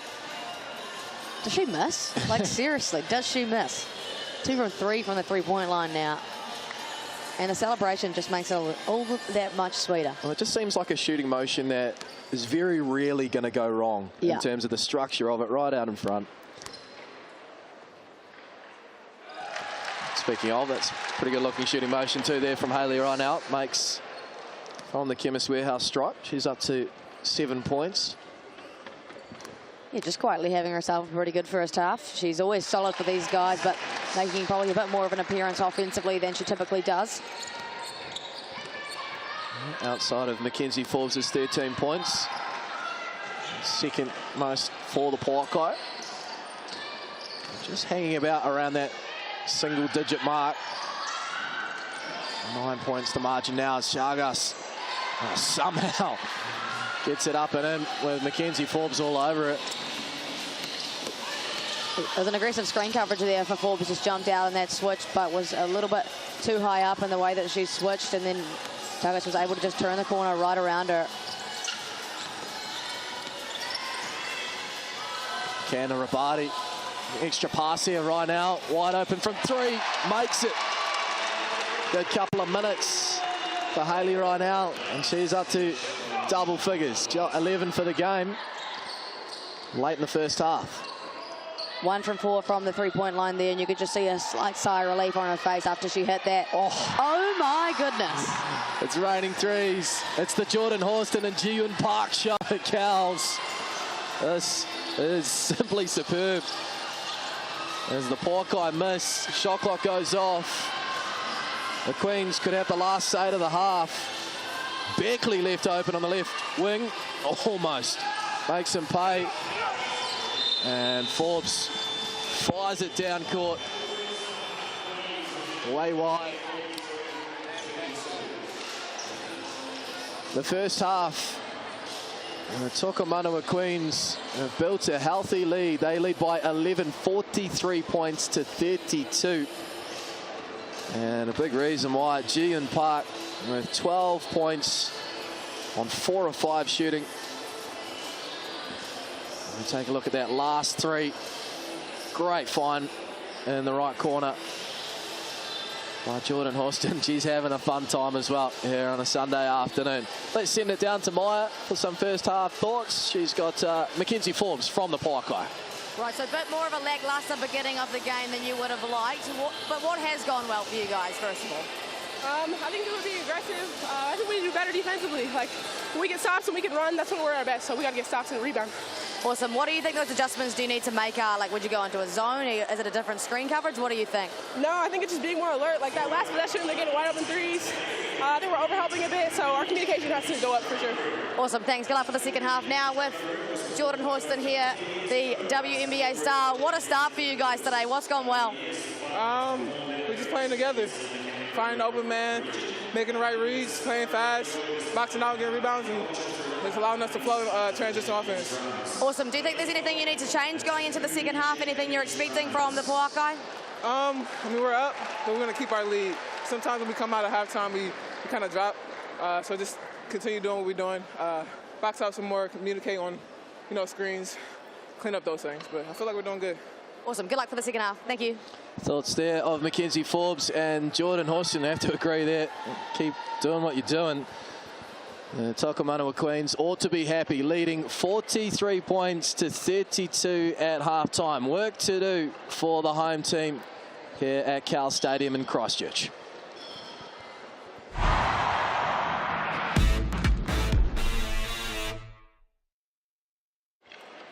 Great work, Maya, racing back to the commentary position. A little bit pumped. Yeah, a couple of good interviews there with Mackenzie and Jordan, and just having a look at Jordan Horston's stat line again. Just a 1 point there in the second quarter, but I think that's testament to her knowing that the way that Ji-Yun Park was shooting the ball knowing exactly where she's going to be, that feeling of knowing without even having really to look as the halftime entertainment drums are just getting underway. They don't want us to speak, I don't think. Double checking what was going on, but just having a look at that stat line again. So it's 13 points, 8 rebounds, and that 4 assists. I feel like almost all of them came in that second quarter. What a contribution to the game so far. Yeah, absolutely. She only had that 1 assist at the tail end of that first quarter, now up to 4. So 3 in that second quarter, and I think 2 of them came from Gian Park 3. So, you know, a great recognition from Jordan Horston that, okay, I'm not scoring the same way that I was, but I am getting the ball to Gian Park, who is shooting the absolute lights out. And that's the variety of scoring that I was alluding to for the Queens. They have Florencia Agachagas, who can also score and has, you know, a little bit more success at the tail end of that quarter, up to 8 points now. And, of course, Gian Park, the efficient Queen, only missed 1 shot today. Yeah, she was on 4 points at quarter time, 2 of 3, and up to 15 now. And not only her work offensively, but she was absolutely everywhere down this defensive end as well. She's been contributed or given 2 steals and a block, but I feel like she might have had another 2 tips as well. Definitely. You know, just her anticipation defensively in the right spots, seeing where the ball's going and able to get in passing lanes and disrupt, like you said, may just be tips. He really doesn't want me to speak. I don't think he agrees with what I'm saying. Yeah, let's take a bit of this in, shall we, on TikTok. We did get some fantastic variety of half-time, quarter-time entertainment here at Cowles. A lot of different culture.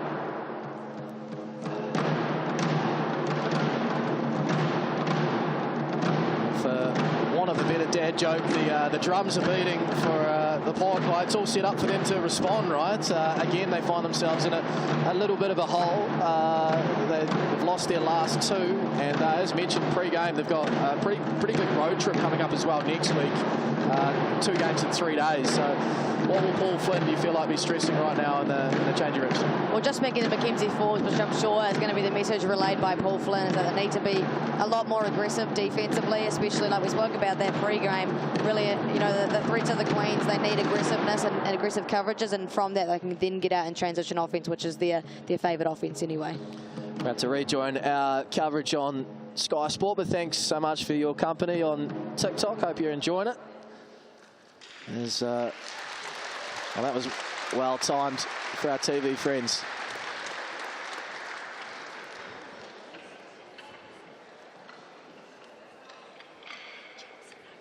Welcome back to Cowles Stadium as we take an inside look at the halftime discussions in the Pouākai dressing room as Paul Flynn got the whiteboard out, talking things through. The home team down 43 points to 32.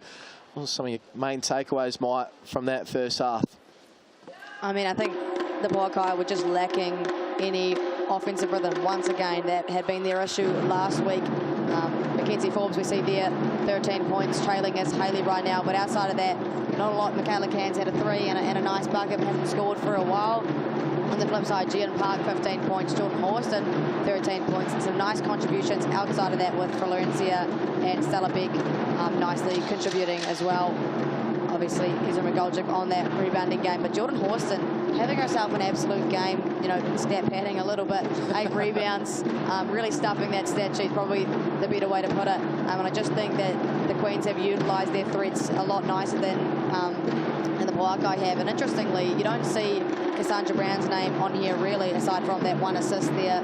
Jordan Horston obviously leading that stat category as well. I feel like there's been a lack of touches for Cass Brown. But that's something they could go to a little bit more. And maybe even getting Ezra McGoldrick going. She is their leading scorer, and we haven't seen a lot from her today. Barely any shots put up by her. So, yeah, they need a little bit of firepower coming out of that halftime speak. I'm sure Paul Flynn is lighting a fire in there. But I think from the corridor there, from Mackenzie at halftime, it all comes from defence. Their offence will flow out of that. You mentioned a couple of times during the call, Gian Park fastly becoming your favourite player in Tauihi. How about we mentioned the word efficiency, but it's, you know, you just got to look at some of these stats in terms of how well she shoots the ball. She came in, you know, 50, 40, 90 in terms of field goal, 3-point range and free throw, and she's living up to that record again. 5 or 6 from the floor, 3 from 4 from 3, and perfect from the free throw stripe. She's having a massive say on this game. And look, if the Pouākai have any chance here in the second half, they need to do more to at least limit the damage that Gian Park is having for the Queens. See if they can conjure up a response as we take in some of the halftime entertainment here at Cowles Stadium. Plenty more to come. Will it be another Queen's victory, or can the Pouākai stop a 2-game losing skid? We're about to find out.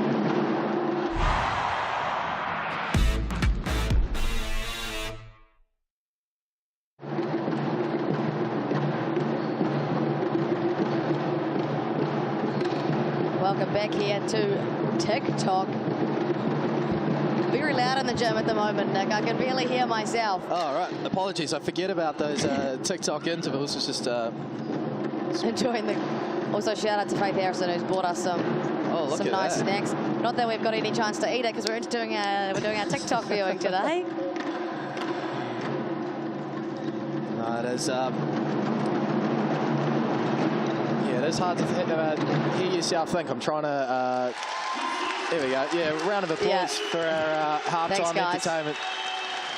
It's, that is the one great thing about the game of basketball, is that it never feels like there's a moment of dullness or something not going on. You know, we've had a half-court shot make this season already. We have indeed, yes. We've now had the drums. I'm sure there'll be plenty more planned. It's all great stuff. You feel engaged at every minute, and some sports it feels like there's, you know, you're riding that wave of ups and downs a bit too much. 100%. That means you can come into the second half feeling excited, you know, and these ladies can definitely put on a show for us. My heart's beating after the drums. Oh, 100. Oh boy, and my ears are beating and my head's pounding a little bit. I was getting the double echo with the headset and the noise sort of reverberating. There was a lot going on just then, and then you got to see yourself in the camera on the screen. It's just... And I know you love being on the camera, Maya, so yeah. I mean, everyone's enjoying it at home, I'm sure too. Big time, big time. Right, if we take, I guess, have a little bit of a lean through to the third quarter, and second halves in particular for the Pouākai. This is our third game now we've called here at Cowles. Just last week here on a Sunday, what were you saying, 15-point lead? It was certainly double-digit lead against the Hoiho there at one point, and then the wheels fell off, to put it lightly. Yeah, that's a nice way to describe it. So, I mean, and I'm sure that Coach Paul Flynn will be cognizant of that as well. So what do they need to do to go about trying to eliminate those sort of runs where it does get a bit patchy? Look, it's just put the foot on the gas and disallow those offensive breakdowns to happen. You know, transform those positions into something actually meaningful instead of just letting things become stagnant. I think that was their main thing last week. Let's see if they can get back and tighten this gap. 43-32, about 90 seconds away from resuming. Now, mix and pick poll there, popping up on screen. 43-32, a lot of love pre-game for the Queens, particularly in that 8+ category. You can see still 48% sitting that way.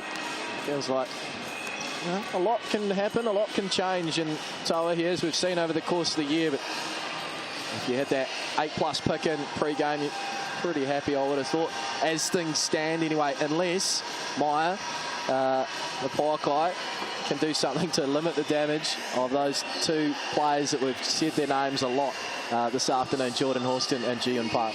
Well, the great thing about having so much time at halftime, and Paul Flynn, a great deal of assistant coaches, he's got 4 there currently at the moment. So certainly a brains trust and a lot of time to, you know, inflict some adjustments on the Queens, possibly try some different things. I think at this point in the game, only 32 points and you're trailing by that much, and you have for the entirety of that first quarter, you just got to throw something at the wall and see if it sticks. If it doesn't work out, you can go back to what you were doing. But I think something different needs to come out here from the Pouākai. Some more aggressiveness for sure defensively. But do they make an actual in-game adjustment? It'll be interesting to see.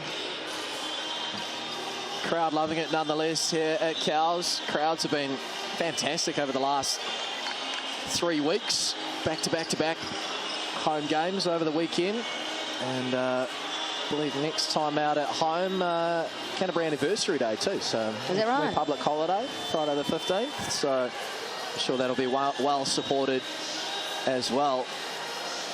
I'd love to see a win. That is for sure. The Canterbury faithful. I know their team is capable. Stunned the league in their first home game with a win over a full-strength defending champion Northern Kahu. It's a couple of losses since. Is it going to be 3 on the trot? There's Horston again, not going to get to work. It just feels like playing at a different pace right now. Jordan Horston opens the Queen's account for the second half. Look, that looked far too easy for Jordan Horston. She is, you know, a word above as Cass Brown finally gets her second three-point attempt. She averaged 7 points, 4 rebounds and 2 assists in the WNBA and was 50% from the field. So, you know, to come here in Tauihi, she's obviously going to be a star, and she has shot very efficiently today, and it has looked just all too easy for her. Way to the left on that one, but Brown tidies up. And there's Park again. Oh, stop it. Automatic. Ji-Yun Park. This is fun to watch. I'm not going to lie. Now, that is a connection. 3 times she's found Ji-Yun Park has Jordan Horston, and Park is loving it. And I felt like on that time the closeout was there from the Pouākai. You know, I think Mackenzie Forbes acknowledged in your interview there at half-time, didn't quite close out on that last. Made Park 3 of the half, but that was better. But just offense triumphing over defense. And now Chagas at the Chemist Warehouse strike as the Queens bring up 50.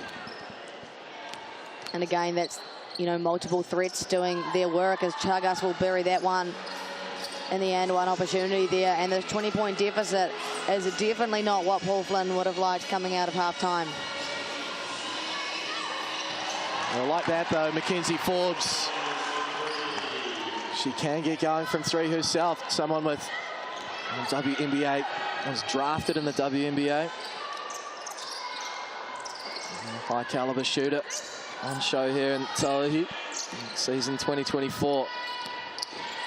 And there's that pass again, out to Beck this time, baseline drive, just away to the left. And the foul is going to be on Stella Beck, and might be triple-double watch here. Maya with Jordan Horston. He's still on those 8 rebounds, but 15 points and 5 assists. We'll just keep a close eye there. She now gives it the double teapot, excuse me. Michael Jordan, unhappy look.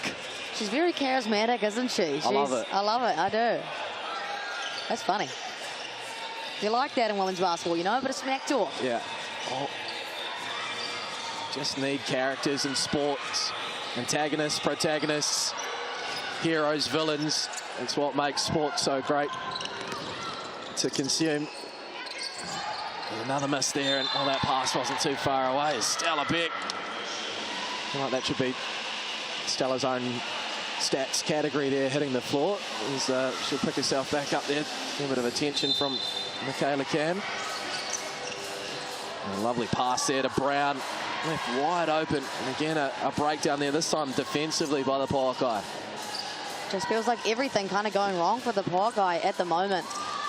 Unable to get any stops, and then offensively just doing a lot of work for not a lot of reward. It's a 10-3 start to the second half in favour of the visitors, and now a backcourt violation. Insult to injury. Not overly happy there. Saying it's off her foot. This is what Mackenzie Forbes is trying to communicate to the coin official, but not going to change their minds now. Next job. 18 points is the margin. Here's Horston, crossover now. It's to her right, pass, Brown. And a fair bit of contact there. And Kayla Canu. She committed the foul on that occasion. 16 of 24 from 2-point range. Queens, absolute clinic in the paint. It's good work there by Can.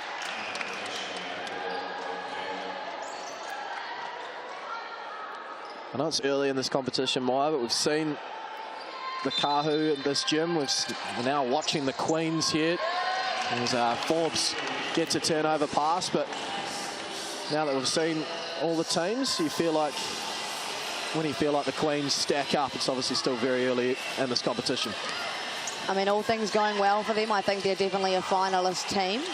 Definitely As we see a nice and Jordan Horston again putting on a clinic, not only in her basketball skills, but her expressions and her celebrations too.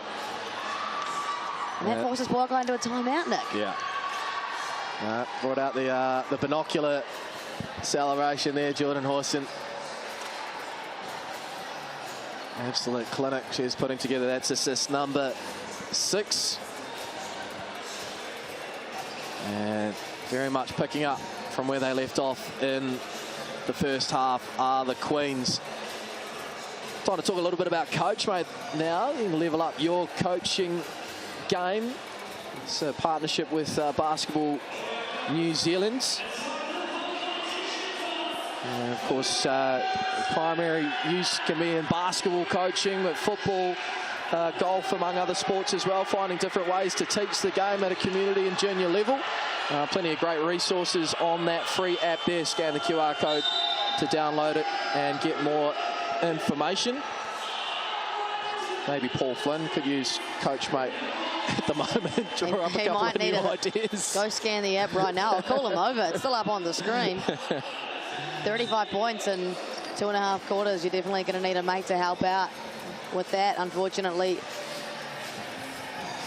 not much going for the Pouākai, and you can just feel the atmosphere in here as well.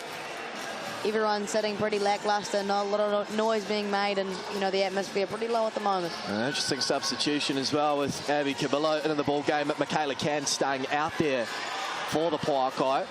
Perhaps trying to get Can a bit more free, not having to facilitate.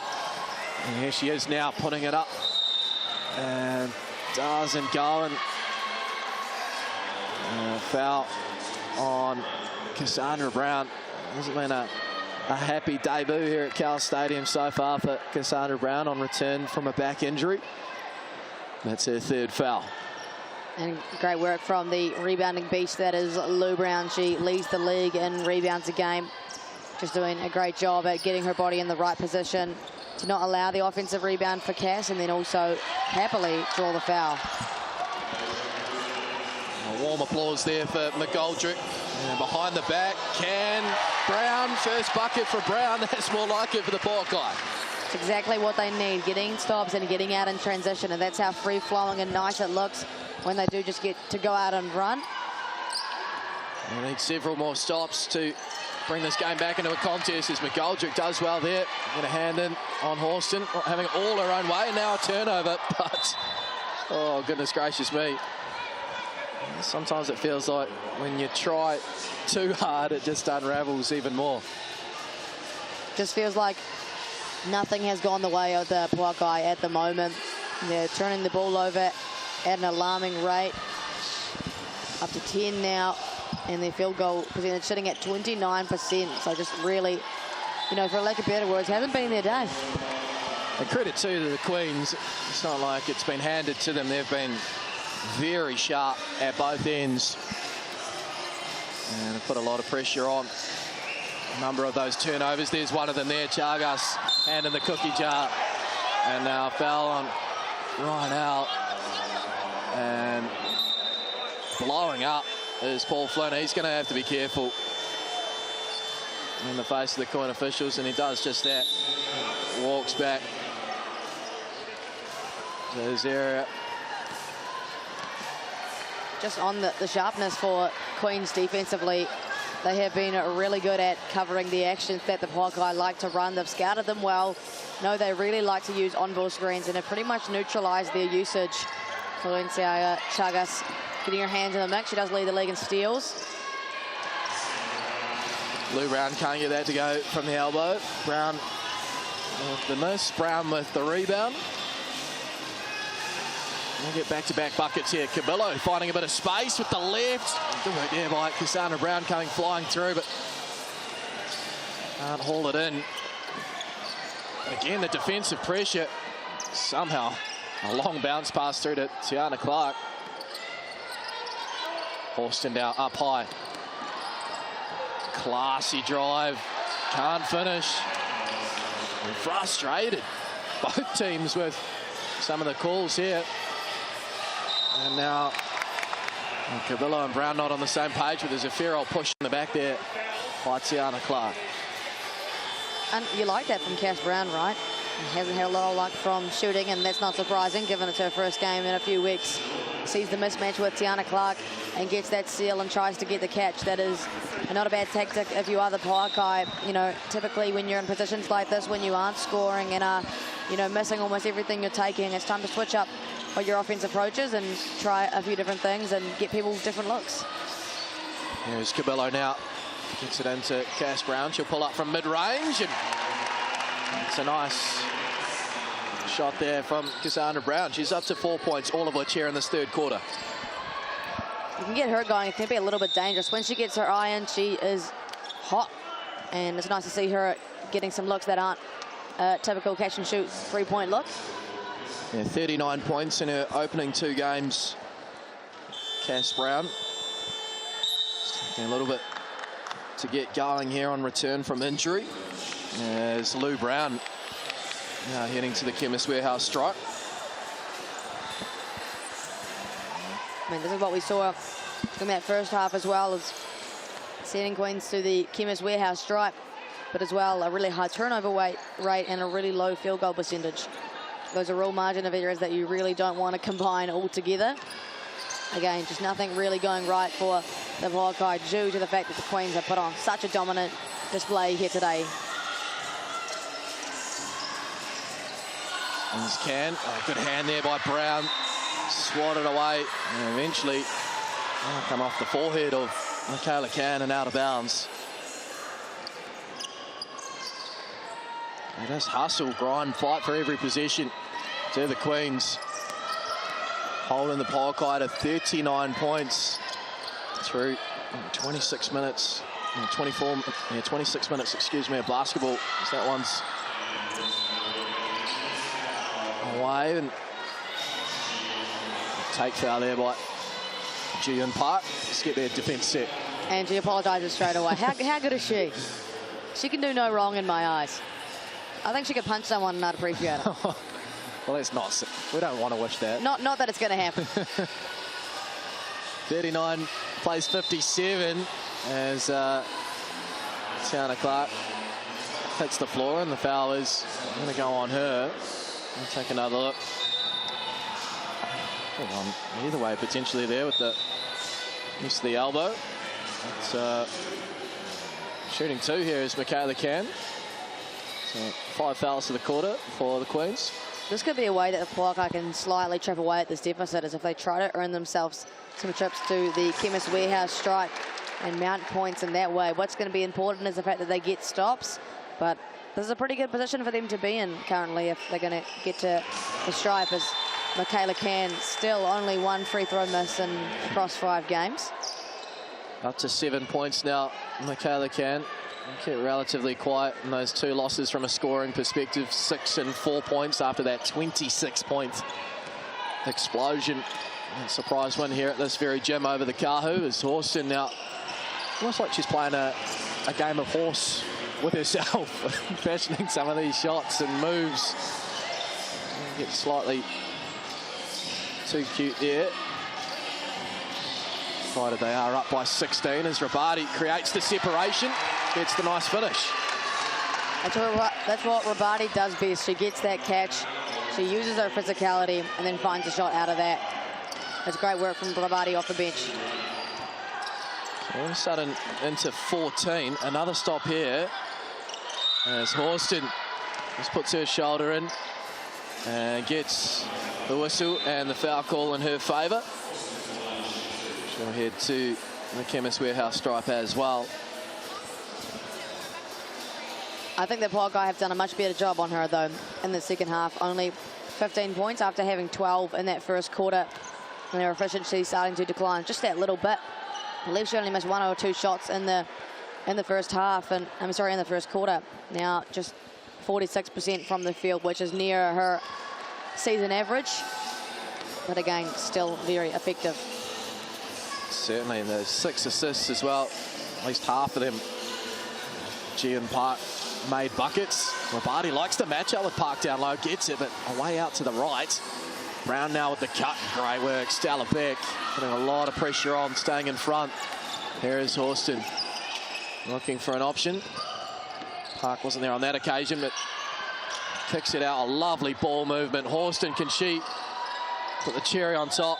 No, she can't, but they will get another bite at the cherry. It's definitely some of the best ball movement I've actually seen from the Queens today. Great drive from Park out to the corner and an extra pass. Unfortunate for Jordan Horston not to knock that one down, given how wide open it was. But then again, they get another position. Here's Lou Brown, just bossing her way to the hoop. Lou Brown saying it's a flop. I don't think coin officials have seen it that way. They're going to talk it over. The bucket will count. But a bit to unpack here.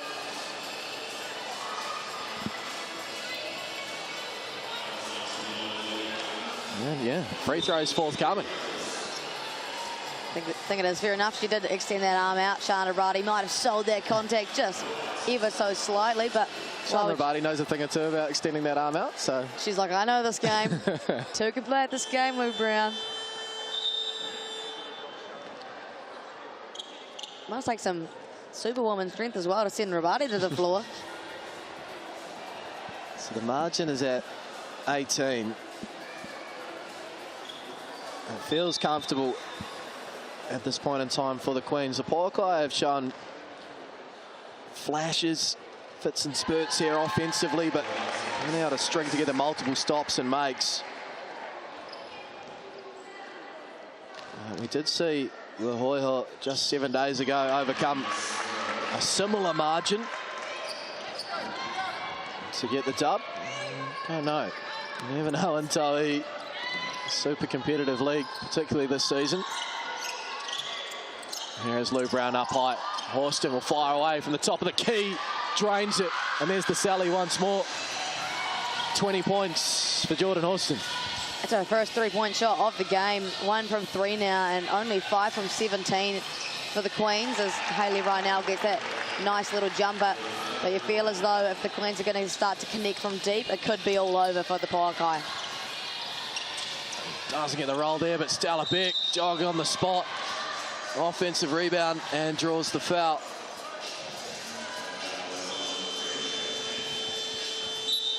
Just a player that every team would love to have as a teammate, Stella Beck. Indeed, she is the ultimate hustle player, always putting her body on the line. A great rebounder, not actually, you know, largely tall, but she does use her body well and her length well to get offensive rebounds, secure defensive rebounds, and how good is she defensively as well. Kind of does it all, does Stella Beck, and an elite leader. Makes both from the Chemist Warehouse stripe. Stella Beck back out to 19. Grace Hunter into the game for the Queens. It's a real luxury, isn't it, for Tanya Tupu. Some really good local talent there, waiting for minutes off the bench. The no look from Horston. Going to get it to go. Still with Brown. Horston gets it back. Double team at it and loses possession. Here's Can. Cabillo rifles it to McGoldrick. Lovely 3-ball. Great work there by the Pouākai. Once again, transition basketball, their strength. They had strength in numbers just then. Great find from Abby Cabillo, and Ezra McGoldrick likely to make a wide open 3. If they can get stops, they can get buckets. Ooh. It's just started to get a touch fiery there. Chagos wasn't happy a few seconds earlier with some of the contact and somewhat took matters into her own hands there. The foul is going to go on Michaela Can late in this third. Stella Beck. Chagos makes the first. Beck now up to 10 points, which above her average for the season, but certainly has had some big games in this Tauihi League over the last couple of years. Getting it done in so many different ways. 3 steals, 2 blocks as well for Stella Beck this afternoon. And she's definitely recorded things that aren't able to be on the stat sheet. You know, all the time on the floor is Sean Rabati. That is a lovely position there for the Pouākai. Great find by McGoldrick. Two locals connecting. Done well to cut it to 13 here, the hosts. Chagas puts up a wild pass with the left, but Lou Brown well positioned. Great box out. Puts it up and in. Shot clock's off here late in the third. Rynell. Kick it back out to Cabillo. Take their time. And pick and roll action. Rynell. And Hayley Rynell might have herself the game. Up to 17 points.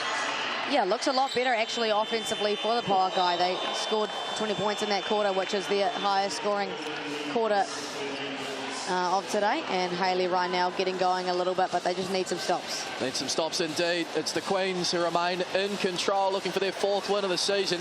They lead the Pouākai 69-56 here on Sky.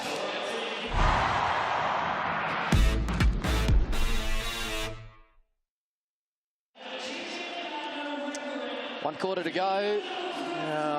TikTok faithful, hope you're enjoying the contests this afternoon. Pouākai Queens. Queens up by 13.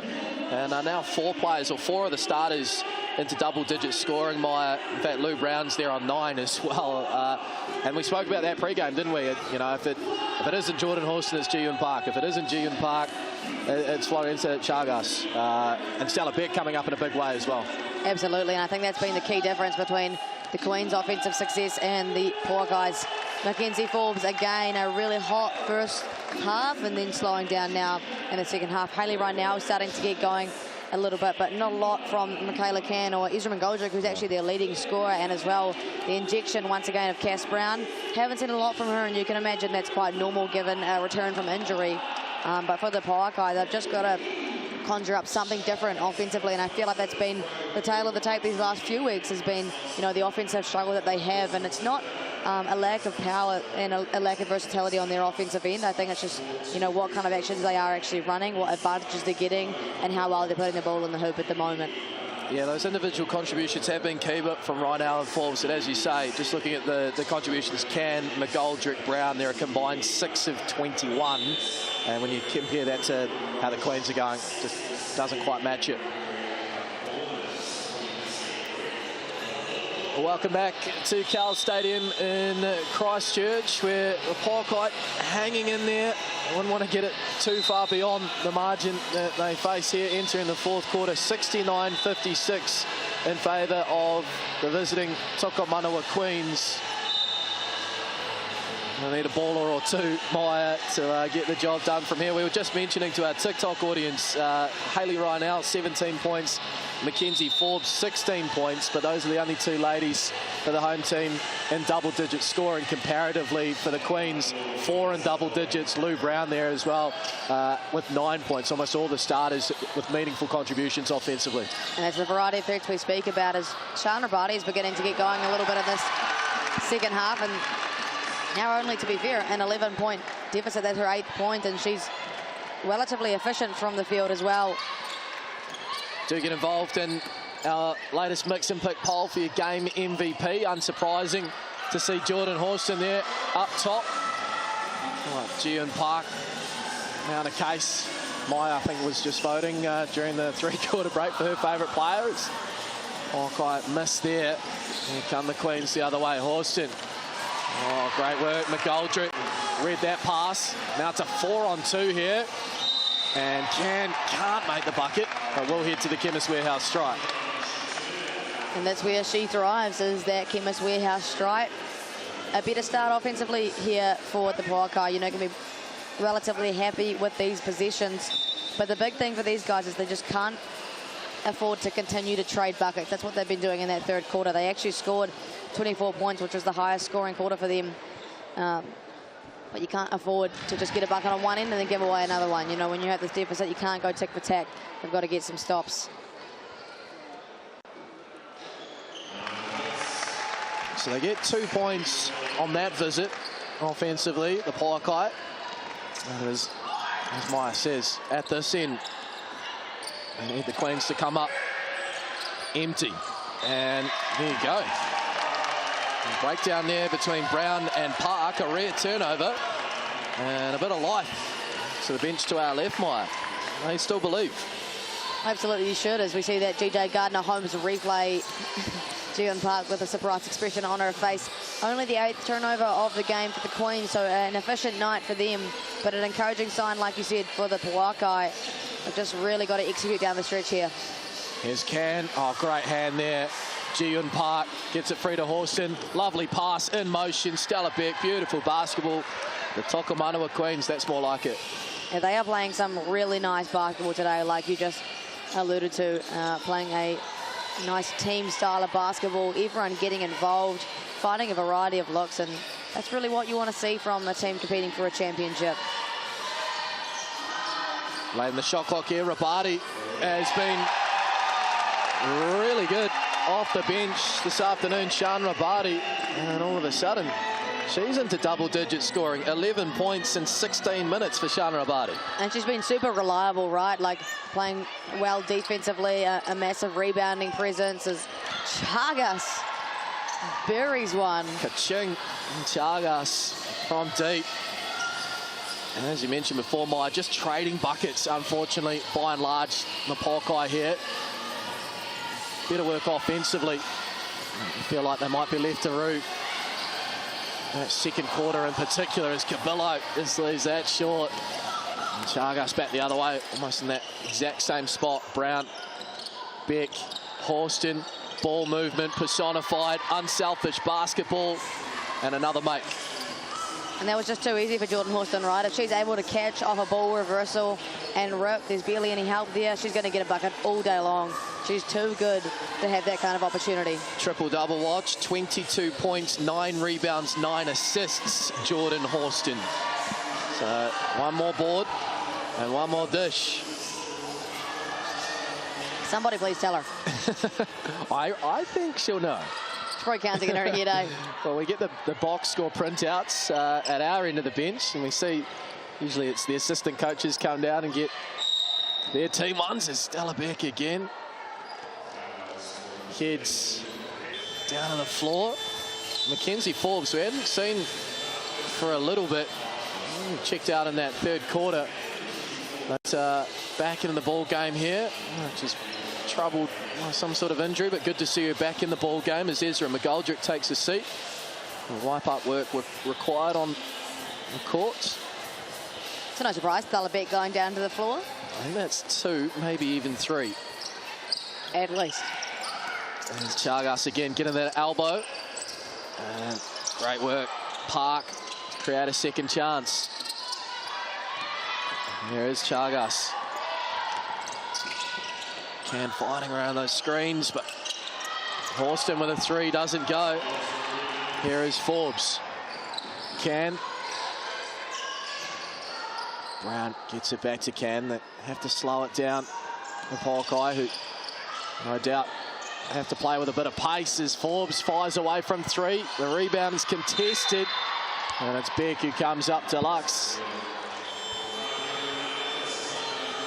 Look, you can't argue with that offensive possession, right? That was really nice ball movement. Forbes just couldn't convert, unfortunately, but that foul trouble being the main thing there, Nick. And a timeout called by Queens coach Tanya Tupu. Their team 15 points to the good. Just a shade over 6 minutes remaining. Jordan Horston still leading that MVP mix and pick poll. So your MVP, Maya, or did you? Were you voting for Jian Park there? Just to clarify in the end of the third. Look, Jian Park's just going to be my MVP for the rest of the season. She's the MVP in my heart. She deserves it, but obviously a little bit more quiet in this quarter. Jordan Horston, like you said, triple-double watch, almost there, and pretty efficiently too. Has taken 21 shots, but is 42%. Unfortunately, 1 from 5 from that three-point line. But how effective has she been? And she's been so hard to stop. Well, look, her name isn't there, but I want to give some love to Stella Beck as well. 12 points, 5 of 8 shooting, 2 from 2 from the free throw line, but it's further down the box score. 5 rebounds, 2 of them offensive, 2 assists, 3 steals, 2 blocks. 3 times she's hit the floor. Whatever. What else we can does it keep scrolling? Some of these other extra categories, but like, how good has Stella Beck been today? Yeah, she's been a great hustle player for them, and like we said, she's that glue. She's willing to do things that other people aren't willing to do, and the things that she does, they aren't teachable. That's just an attitude thing. You know, she's really putting herself on the floor, quite literally, and you know, playing with her heart on her sleeve, absolutely. And that's allowing players like Jordan Horston and Gian Park and Florencia Chagas to do what they need to do offensively. Stella Beck just playing that role nicely. And also a quick shout out to Lou Brown, that double-double, 11 points and 11 rebounds in the night as well. A breakdown there, not quite on the same page with Horston and Beck on that occasion. 5:55 to go. Can the Pouākai get this first things first into single figures and just put a touch of pressure on down the stretch here for the Queens as they seek their 4th win of the season? Here's Brown down low, back out to Can. Forbes, quick release, drains the 3. Mackenzie Forbes up to 19 points, her new season high. That's just what the Pouākai would have wanted and what the doctor ordered, I guess you could say, coming out of a timeout. But like we've seen, it's that tick for tack that they're doing at the moment. They can't allow it. They need to stop here. Brown down low, Rabati in front. Back out to Horston. And they get the miss. Can they get the rebound? Yes, they can. Can still on the floor with Lou Brown. Ends up with McGoldrick. Does Forbes pull up again here? And try and get a better look.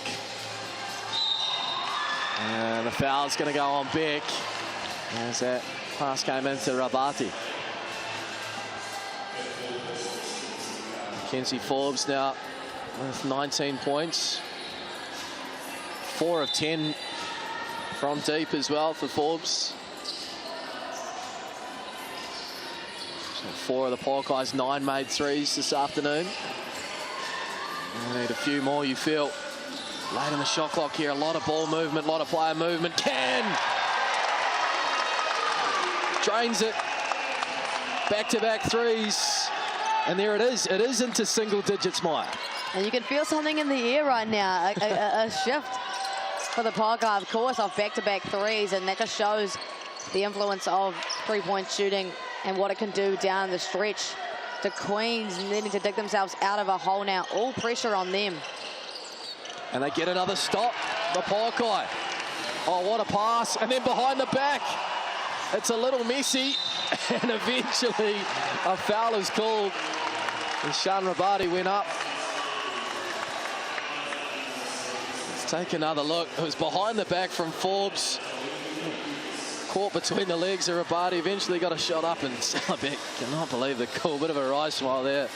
The Sean Rabati, who I wouldn't call it a demotion as such, Maya, for Sean going back to the bench with Cassandra Brown back in the starting lineup, but she's just slotted back into this this sort of 6-man role seamlessly at 12 points now, 20 minutes off the bench. Well, absolutely. I mean, the whole starting lineup thing doesn't matter too much, right? Like, he can still rely on the fact that she's going to come off the bench and be that leader of the second string and contribute effectively. Doesn't matter if she's in the starting lineup or the bench lineup. She's going to do that all day. 8-0 run. All of a sudden, 7-point game. Crowd up and invested. Sensing something which would be rather extraordinary as a wild 3 goes up from Chagas, rebounded by Rabati. Got to be a foul. Is a foul. And that might foul out Stella Beck. It's been 3 fouls in the space of about 2 or 3 minutes, and she knows it. She's heading towards the bench. And that is quite a significant loss. The glue on this Queens lineup won't play the last 3 minutes and 46 seconds. And now they have to go, you know, pretty deep into their bench with Jacinta Beckley, who we haven't seen a lot of today, Nick. In fact, only 3 minutes of her today, and there wasn't a lot of options. Only Grace Hunter and Tiana Clark also having played today with 6 and 5 minutes respectively. Bit of a tough assignment for the Queens now. Well, we saw it in Sky Broadband rapidly, where the Pouākai came from absolutely nowhere to win in the 4th quarter. Only to see a rinse and repeat here. Lovely pass. Oh, the block! Jordan Horston. It looked like it was going to be another make for the Pouākai, but the Queens lose it at the other end. Oh, goodness me, it's all happening at Cowles. Forbes! Oh! Get out of town! What are we witnessing? 4-point game, 11-0 run. Grandstand finish. And the defense chant ringing around the gym. Chagas with the miss. Oh, but there's no box out. Long rebound. Brown, she misses. It's gone absolutely cold at this end. But it is heating up at the other. And you can hear Jordan Hawson just signaling and yelling to her teammates, just calm down, calm down. Wowee. Wowee. It has been a game of nothing going right for the Pouākai, and just in this couple of minute stretch, everything has suddenly gone right. Just a reminder, it was 69-56 at three-quarter time. They got it near 20 at one point early in the fourth. I don't have the exact figure in front of me, but this run brought about by some three-point shooting. Forbes injected back off the bench. He had sat for a fair while. Then a can three as well. And now Brown warming into it. Oh, it gets the roll.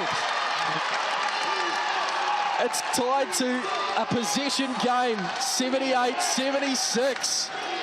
This run, when will it end? 13-0. Gian Park under pressure. Chagas gets it. 6 on the shot clock. Chagas, wild three, bank shut. Forbes with the long rebound. The Pouākai could go in front here. Oh, lovely find. Rabadi, oh, misses the layup. That would have tied it up. Still plenty of time, though. Look, it's a great look for Rabadi down the stretch. For this Pouākai squad, you take a wide open layup in transition. Brown down low. Kicks it out to Beckley, up off the bench. Misses the three. Rabadi with a strong rebound. Brown on the floor. They'll play on. Forbes pulls up. Away to the right. Brown can't get the rebound. Park does. And they will stop the game now that the Queens are in possession. Lou Brown took a knock to the abdomen. And that gives us all a chance to take a breath. Hopefully, Lou Brown is A-OK. But 1 minute and 42 remain. Timeout called. Cannot believe what we're seeing. And an interesting timeout here for the Queens. I believe they've used 2 now, so only 1 for the remainder of the game. You know, that's 2 minutes of basketball you're playing in a 1-possession game with only 1 timeout. But wow, wow, wow. What a comeback from the Pouākai offense. Has never looked so good, obviously, with the help of some three-point shooting, successful three-point shooting at that. Wow. So just scrolling back, courtesy of the box scores through FIBA, and yeah, at one stage there, 78-64 to 12-0. It has been some turnaround. They led by 15 with 7 minutes and 20 seconds to play. 78-63, excuse me. 13-0 run. They have not scored in 6 minutes, the Queens.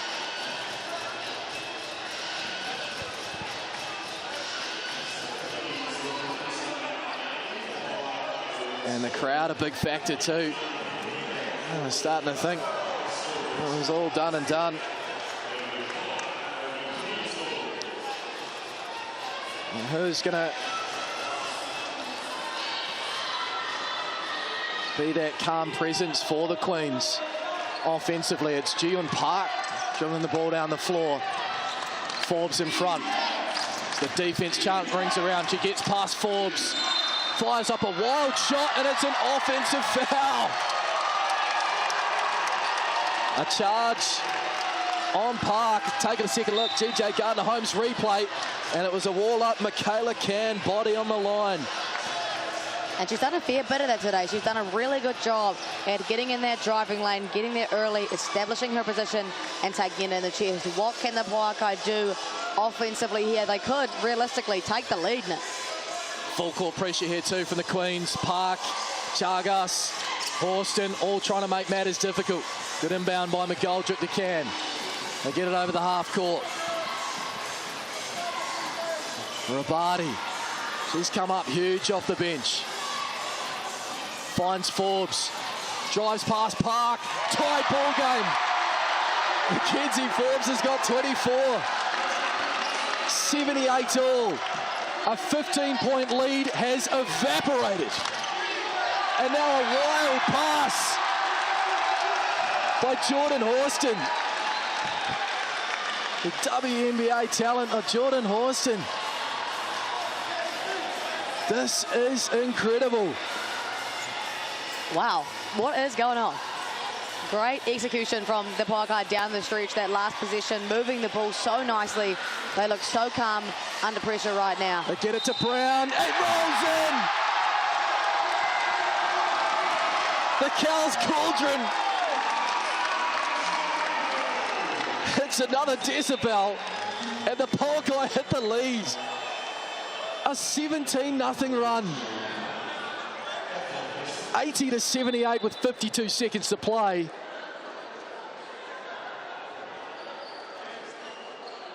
I'm sitting here with my hands on my head. I am in disbelief. It's not over yet, but it is now a 3-point lead for the home team. 18-0 run in the last 7 minutes. Extraordinary.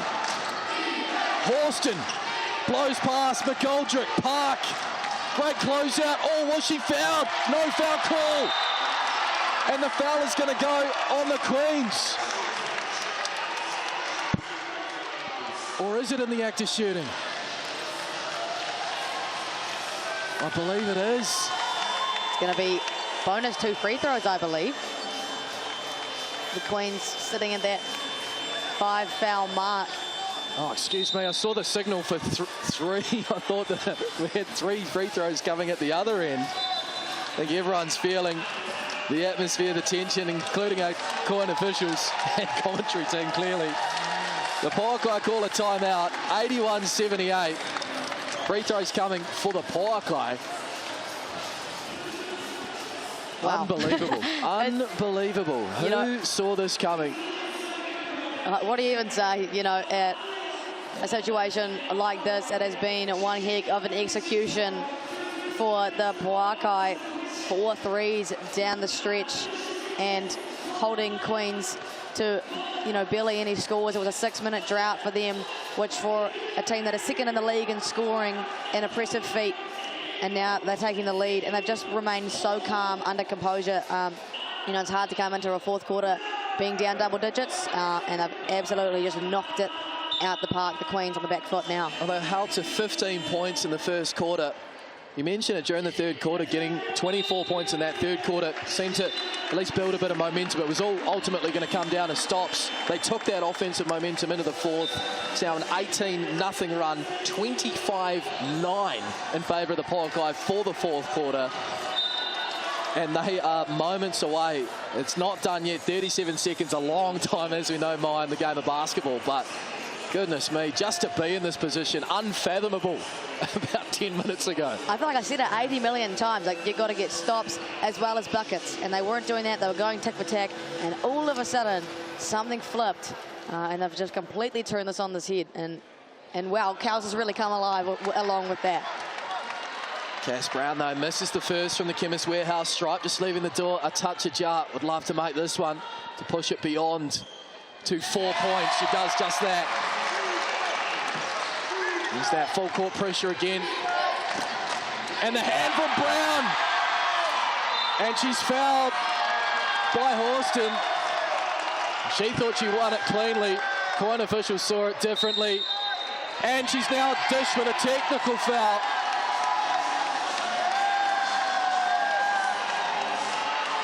It's going to have to settle down here, Jordan Horston. Oh, she's going to get ejected. Tanya Tupu having a word as well. Cass Brown, first game here at Cowles. A couple of big plays late as part of this fourth quarter surge. And she makes the first. Tanya Tupu cannot believe it. I don't think anyone associated with the Queens here at the Cowles Stadium can believe it. It's now a 5-point lead, a 20-0 run for the home team. Make it 21-0. Wow. I don't feel like I have any other words than, well.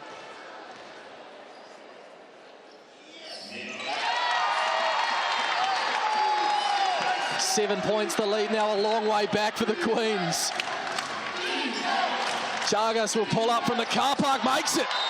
Gives himself a chance. Paul Flynn wants a word. Is there more drama left to unfold?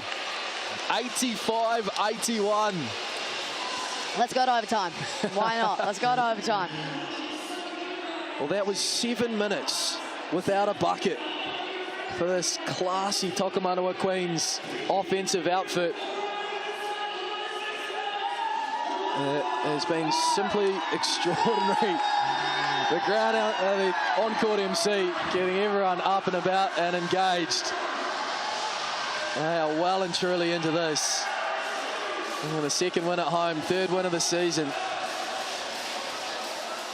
Yeah, this would be huge for the Pouākai. They have lost, the last two, and you really just don't want to go 3 losses on the bounce and put yourself at even more of a negative record.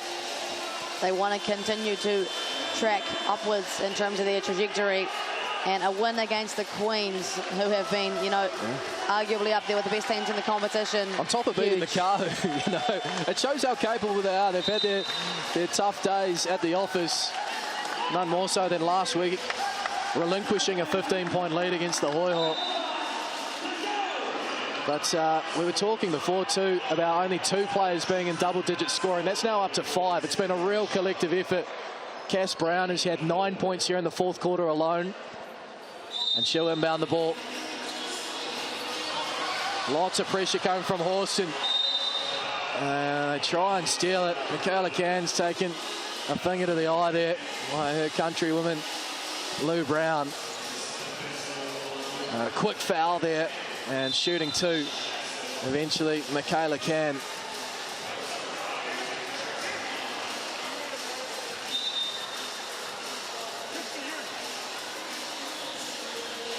Just waiting for her to make her way to the Chemist Warehouse stripe. And just checking too how many fouls that is. And Chagas, was it? It's her 5th, so she's able to stay in. Lou Brown, excuse me, her 5th. And who better to have at the free throw line at this point in the game than Michaela Can, upwards of 90% from that Chemist Warehouse strike. Yeah. We called it earlier, just the 1 miss for the season so far, makes them both. And unsurprisingly here, team timeouts are done, but a player timeout, a BNZ player timeout called by the Queens. Down by 6, 22 seconds, but a Queen ringing around, somewhat ironically here at Cowles Stadium. The Queens under all sorts. They obviously became a little bit comfortable with the way they were playing. They had the lead for the majority of the game. There never really was a point where the Pouākai were able to generate a run and gain some kind of momentum. So for the Queens, maybe a little bit of complacency. And here now, it is completely flipped on its head. And they've been on the back foot for a majority of this quarter. Able to advance the ball after the BNZ player timeout. Beckley will inbound. Here's Chagas. Got to fire a 3 quickly. Park gets a bit of separation. Oh, away to the left. She's been so impressive. Ji-Yun Park. Unable to make the needed 3 there. And feel like the Pouākai, they'll reciprocate now with a BNZ player timeout of their own. 16 seconds to go. Another smart play by the home team. And you can imagine here how it's going to play out. Feeling as though there might be another foul coming. Although for the Queens, becoming increasingly harder. No timeouts and no BNZ player timeout either. And it really has been a tale of execution for both these teams down the stretch. And look, if you're enjoying this at home, do get along to a game here in person.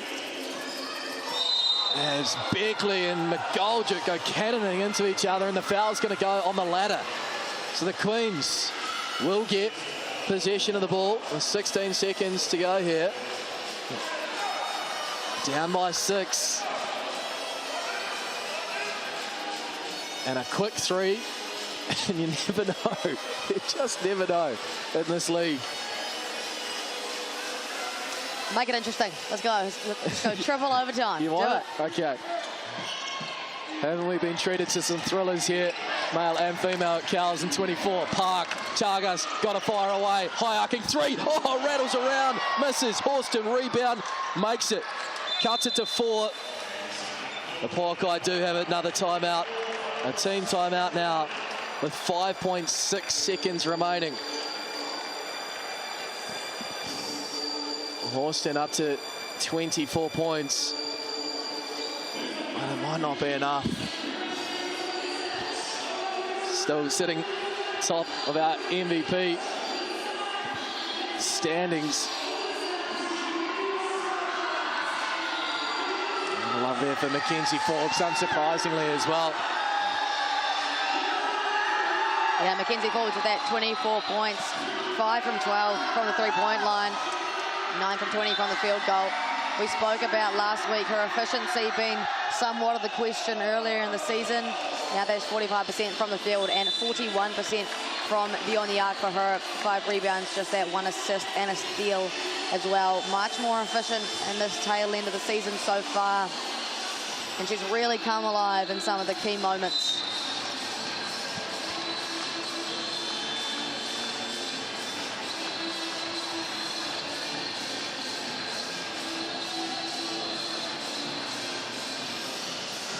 Able to advance the ball. Brown will inbound. Feel like she's just got to get it in. The Forbes here, they've got to foul the Queens to give themselves any chance, and they do just that. Eats up about 2 seconds off the game clock. The margin at 4. This pretty much ices it here.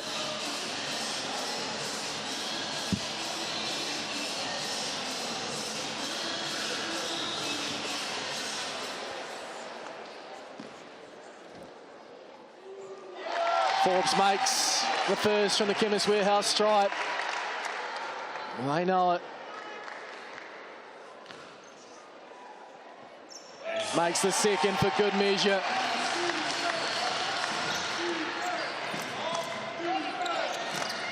Chagas dribbles it up, and there is a whistle. And an illegal screen. Just to sum up what's been an unbelievable fourth quarter for the Queens. A meltdown in the mainland.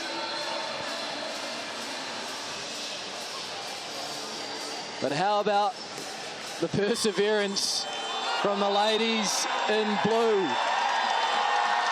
And don't they love it? They rush off the bench. Group hugs all around them, why not? They were down by 15 early in the fourth. And they've dethroned the Queens by 6, 89 points to 83.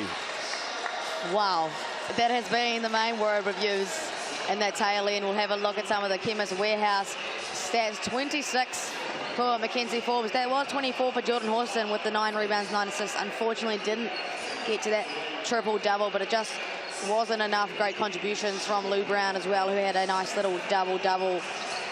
Houston McGoldrick had quite a night by her standards. Only, I believe, 6 points and 8 rebounds. But 8 assists from McGoldrick, and that was the key, right? It was those players, largely that starting unit, Sean Rabadi as well, coming up big and finding ways to have a meaningful contribution, whether it was defensively, offensively. And I think you nailed it, Maya, with the Queens thought they had that one in the bag. They weren't quite hustling back on defense at times, and it was quite noticeable too, some of the shot selection early in that fourth quarter. They felt comfortable. Complacency crept in. They kept the door just ajar for the Pouākai, and they slammed that door open and went, thank you very much. Remarkable. 89-83. Their 2-game losing skid ends here at the home gym And the Pouākai will go around now, thank their fans. We've got a road trip ahead, games on Thursday against the Whai, and then against the Kahu on Saturday. But the smiles a mile wide there from the Pouākai, unsurprisingly. That'll do it from us here at Cowles Stadium in Christchurch. What a thrilling end to round 5 of the GJ Gardner Homes Tauihi Aotearoa. It's the Pouākai who get the job done, 89-83.